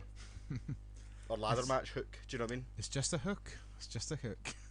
Speaking of which, whilst I was in a very intoxicated state in Poland, as opposed to at some point in Poland, I was always saying I would really like an breakthrough battle royal to replace the Andre the Giant battle royal at WrestleMania when it's all NXT guys. I actually came up with a better idea whilst I was away. A breakthrough Money in the Bank match? Multi-man ladder match for a main roster contract. I like that idea. You have that as the start of, well, maybe second match in at WrestleMania, just in case. I mean, obviously WrestleMania because they love their multi-man matches, so fucking why not? Well, multi-man ladder matches. Why the fuck not? Yeah, you just you could even do it as a 10-man, where there's 2 contracts for Raw and SmackDown. Oh. So you have so you have 2 winners basically. One of the hooks is red, one of the hooks is blue, so you can clearly tell who rips down what contract. Yeah. Yeah. And then once someone's got their contract, they just leave. Do you know what I mean? The other 9 fade out, and it's like everybody wants to be part of one of the 2 major brands, obviously. Yeah. That just came to me last week. I just remembered about it there, was all. I think that's a good idea as well. So there you go. Yeah.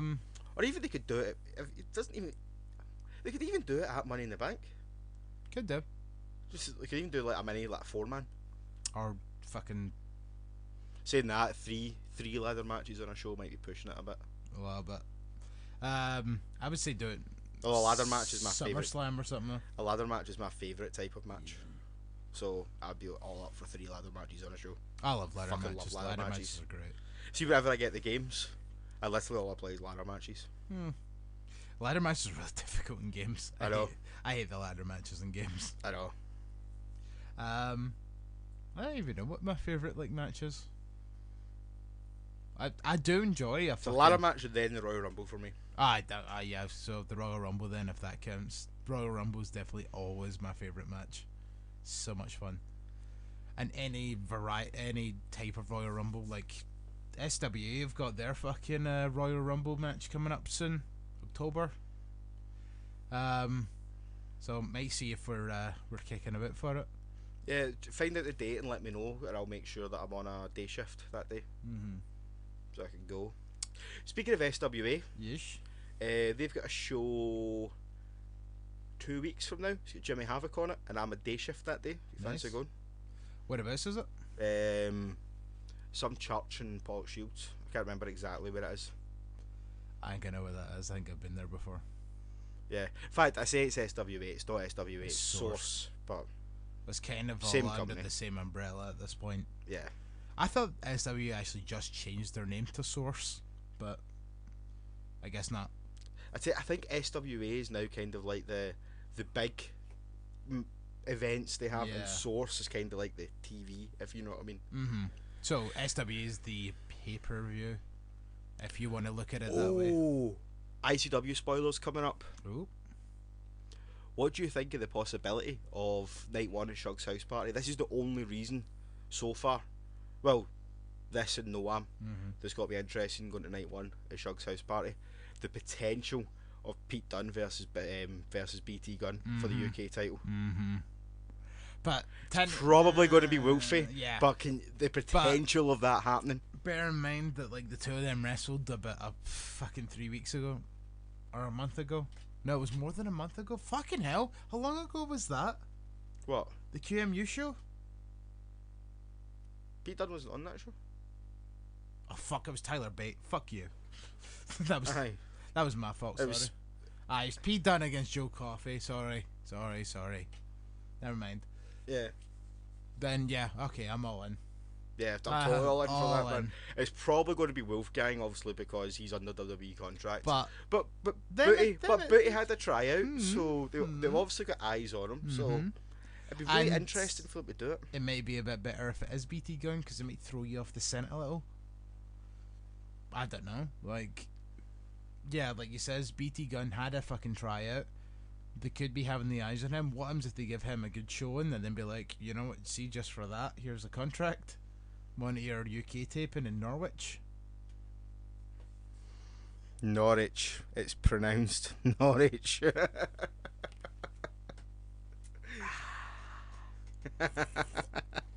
But yeah, fucking, that's really excited me, because that's going to be the main event, obviously, Night 1, be the UK Championship. No, it's not. It the will tag be. match with Noam's going to be the main event. Nah, I don't think so. It will be. Noam's going to get the last entrance tag match. Noam's going to tap out someday, probably Grado. Everybody goes home and watches WWE Superstar Noam Dar. Nah, I don't think so. It is. It totally is. They're going to probably be spending a lot of money to get Noam over here.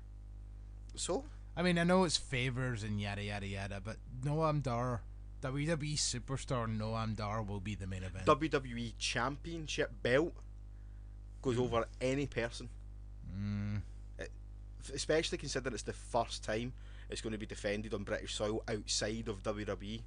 That's massive. Alright, let's make a bet then. Right, okay, I'm up for that. I was trying to remember the Tenacious D lyrics. What are your rules? Terms. What's the catch? What are your terms? So it is. What's the catch? No, you need to sing it. If I win, you must pay for my drinks at night too. But what if I win? You can take Cat back to hell to be a little bitch. Oh, for fuck's sake. I really hope she doesn't listen to that, by the way. I'm going to need to go home and tell her. Right, okay, I'll tell you what. We'll make it serious, right? Fine. Let the wrestle off begin. Right, okay. Fuck, I kind of really want to play that at the end of the song now. The show now, sorry. We're still sticking with the original plan. Right, okay, no, seriously. We're going to take a quick break. Here's Tenacious D. Seriously, right? Yes. Here's the bet. Okay. The first podcast we do Uh-huh. after Shug's house party, Mm-hmm. the loser has to do it in drag. On Facebook Live. Facebook Live. Alright. Okay. Can I shake your hand on that?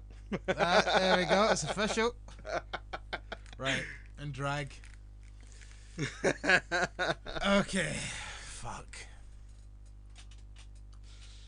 Could be worse. I was going to say that he attend the next ICW show in drag. Fuck, that's kind of better, isn't it? Nah, well, you should go on it now. Yeah, we have. It's just a done deal now. Plus, to be honest, far too many people would just enjoy that. ICW. Like, weirdly. Right, so... Okay, so that's happening. Last subject of the night before we go. We were talking about the women's Royal Rumble match earlier on. Let's get a proper discussion out of this, because I think it's a fucking fantastic idea, and it's been an idea I've been wanting for a long time. I like it. I don't think it necessarily needs to be a 30-woman Royal Rumble. No, I'm talking 15. 15 is a good number, I think. Because they get a 15-woman Royal Rumble lasts about 35 minutes. Yep. Right, so let's see. How many people are on Raw? Right, so you get Nia. I'd say about 8, probably. Unless you count Summer Rae, who's not been back in forever. And then you've got, at this point, 8 on SmackDown as well. There's enough to do a 15-woman. Okay, now maybe call it 20. They could maybe do 20 and Do introduce 20. a couple, Yeah. maybe an NXT debut. Yeah, ask her. And she'll probably be on the main roster by then. I fucking would hope so, anyway. Nah, just if you're wanting to introduce somebody, do if that. it's Asuka, she has to win. Yeah. Oh. Yeah. Yeah. I like that. I like that. Yeah, I'm for that. That's that booked. Ooh. What if she comes in number 2? Number 1. Fucking wins. No, because I like the idea of Number 1 and eliminates Nia Jax last. Nah, I don't like number 1. I like number 2 because Lana or anyone weaker than Lana. Alicia Fox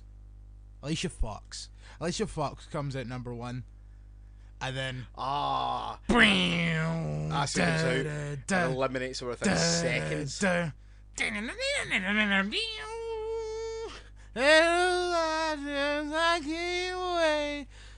Fucking a crate of miscellaneous wrestling sent us a good couple of t-shirts this past couple of days. Yep, one of which is Asuka t-shirt, which I'm wearing. Amazing Asuka t-shirt, which I wore to Rainbow yesterday.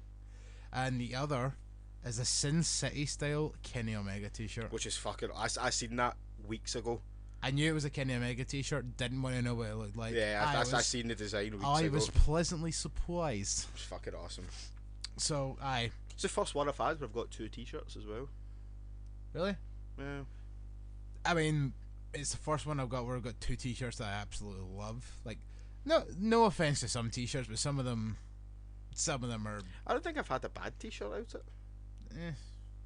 Well, I got my first one just before Christmas, so this is since just before Christmas. I think I've had a bad t-shirt. I enjoy every t-shirt I get, just some of them don't fit my style.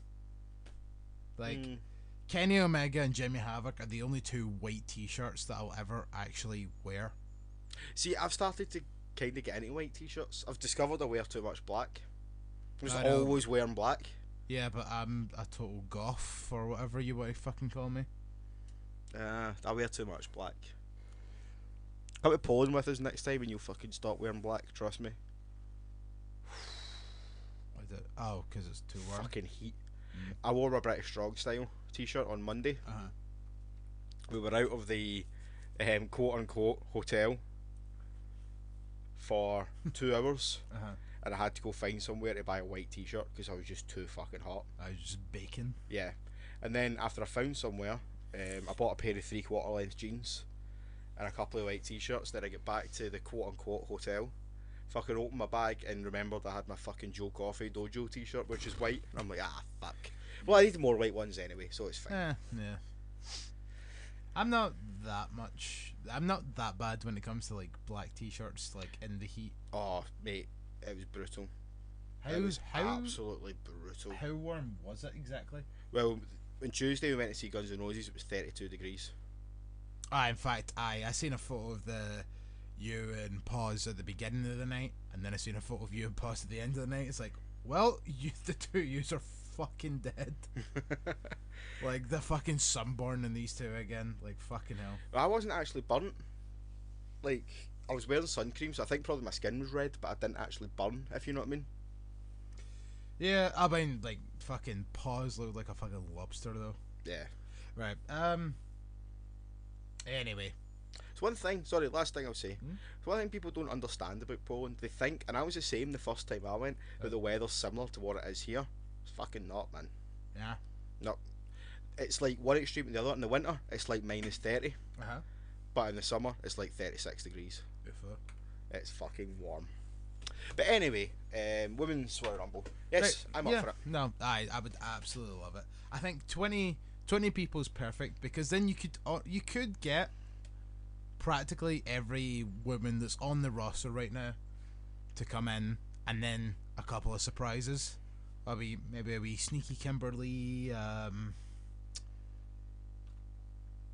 Do you do a Nikki Cross? Do you do a Karma surprise?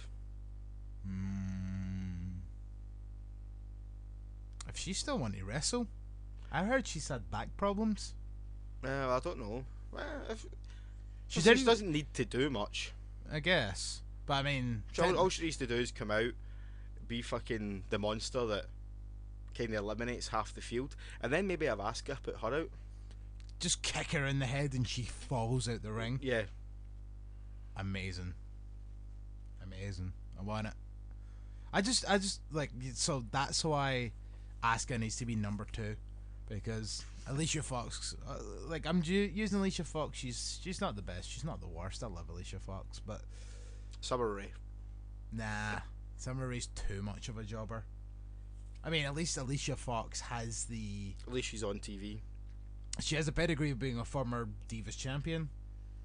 Yeah, well, that's true. So there we go. They like, Asuka could come out, eliminate her in seconds, and be like, Asuka just eliminated former Divas champion Alicia Fox. Do they say Diva or Women's? See, that's the thing. Technically, it was the Divas title. Yeah, I know. Former champion. Yeah, former champion. I think they'll say. If that were to happen, who knows? I just think it's a great idea. Yeah, I'm all for it. I'm completely behind it. And the fact that, like, the first one, like, I mean, because like you know the WWE obviously these days love like when they bring NXT talent in for shit like this. Pardon me, and they make them look good, and it's just like then they go to the main roster and it all goes to fucking shit. Well, that's the thing. Like I still don't think Asuka should be beaten. I think I'm kind of with you in this one. She should be forced to vacate the title. Yeah. I would like to see her. I would like to see her maybe go to the main roster with the title, but refuse to vacate it. Yeah. For a while. That would be beast as well because right, she could come out with the belt for a start and look at that and be like, huh? But then be like, right, well the winner of this match is going to get a guaranteed women's title match at WrestleMania for whatever brand. But that's the thing, Asuka is on NXT, so what title are you going to fight for? And then that can build as well. Like, if you ask me, she should ask for both and kick fucking both her heads in. Yeah. And just have all 3 belts. How great would that be? The thing is, though, you've got to be careful that you don't build her up too much when it comes to the point where no one can believably beat her. Yeah. Do you know what I mean? Like, unless they drag this Ember Moon thing out to essentially the main roster, and then if Asuka come up, say during the draft after SummerSlam, with a women's title, refuse to vacate it for a couple of months, eventually vacate it because they'll say, if you vacate that title, you can have a women's title match, whatever brand she's on, or whatever, right? Eventually get her to vacate it so she never loses it. And then bring Ember Moon up after Asuka's won the women's title and went on another undefeated run, and then bring Ember Moon up and then have Ember Moon beat her. Because then they've got the whole NXT story, they've got all that background, do you know what I mean? But the thing is, if they push Asuka too hard on the main roster, it might get to the point where it's completely not believable for anyone to beat her. The only way they could get around it without doing that would be for her to drop it in a multi-woman match, so she doesn't need to take the pin. Yeah, either way, like we've always said that. Like the 4-ways and stuff like that. Like see. I think that's why they're doing them, because they're doing them because that's the only way that they can believably have us believe that Asuka could lose the title tonight. Well, bear in mind that they're doing a Nikki Cross last woman standing. So technically, Nikki Cross could beat her without having to beat her. Yeah, I don't think it'll happen though, sadly. I mean, has that one already been recorded, or was that the new set of tapings? I have no idea. I completely avoid NXT spoilers. Fair enough then. So I guess we'll find out on Wednesday. But yeah, one would think that Asuka's going to win. You would hope so. Oh, pardon me. Right. Anyway, we've been talking shite for 2 hours. Should we maybe wrap this up? Yeah. Just like I say though, like fucking Asuka, I just want you in the main roster. I think we all do. I love you. Grizz, thank you very much for filling me in on the week in wrestling that I've missed out on. No problem. Everything else has been a complete bust. We'll be back on Sunday with our new regularly scheduled programming. Yep. On Monday. We'll be recording it on Sunday. We'll be back on Monday with our new permanent third co-host, Mr. Craig Hermit. Yeah. Don't know what we'll be talking about, but I'm sure Raw and SmackDown is going to give us so much entertaining TV over the next 2 days. We'll have all sorts of things to talk about. There's a pay-per-view on Sunday. Is there? Impact Wrestling Slammiversary, bitch. You better believe we're watching this. Impact only have 2 pay-per-views a year. Come on, you fuck. Oh. Mr. Peedley. Speaking of Impact, did you hear about Bram? No. He's got a severe injury the other day. In Italy. Basically, it was against Jimmy Havoc, and it was a move they've done 1,000 times. It was basically a superplex spot. I think it was a superplex spot. It was something really, really basic anyway. And Bram landed really awkwardly, and is partly blew one of his kidneys or something like that. Fucking hell! He had to get surgery in Italy, and he's basically out for a very, very long time. How do you even? I don't know the full ins and outs of it. As I say, I've been away. I've just seen bits and bobs, but basically Bram, Nick Aldis, Magnus. yes, had tweeted about it because he was at that show. He's just basically all he said is it was a severe injury caused by a sport that he's done 100 million times.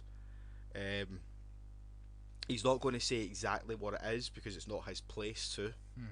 But Bram will update us this week at some point.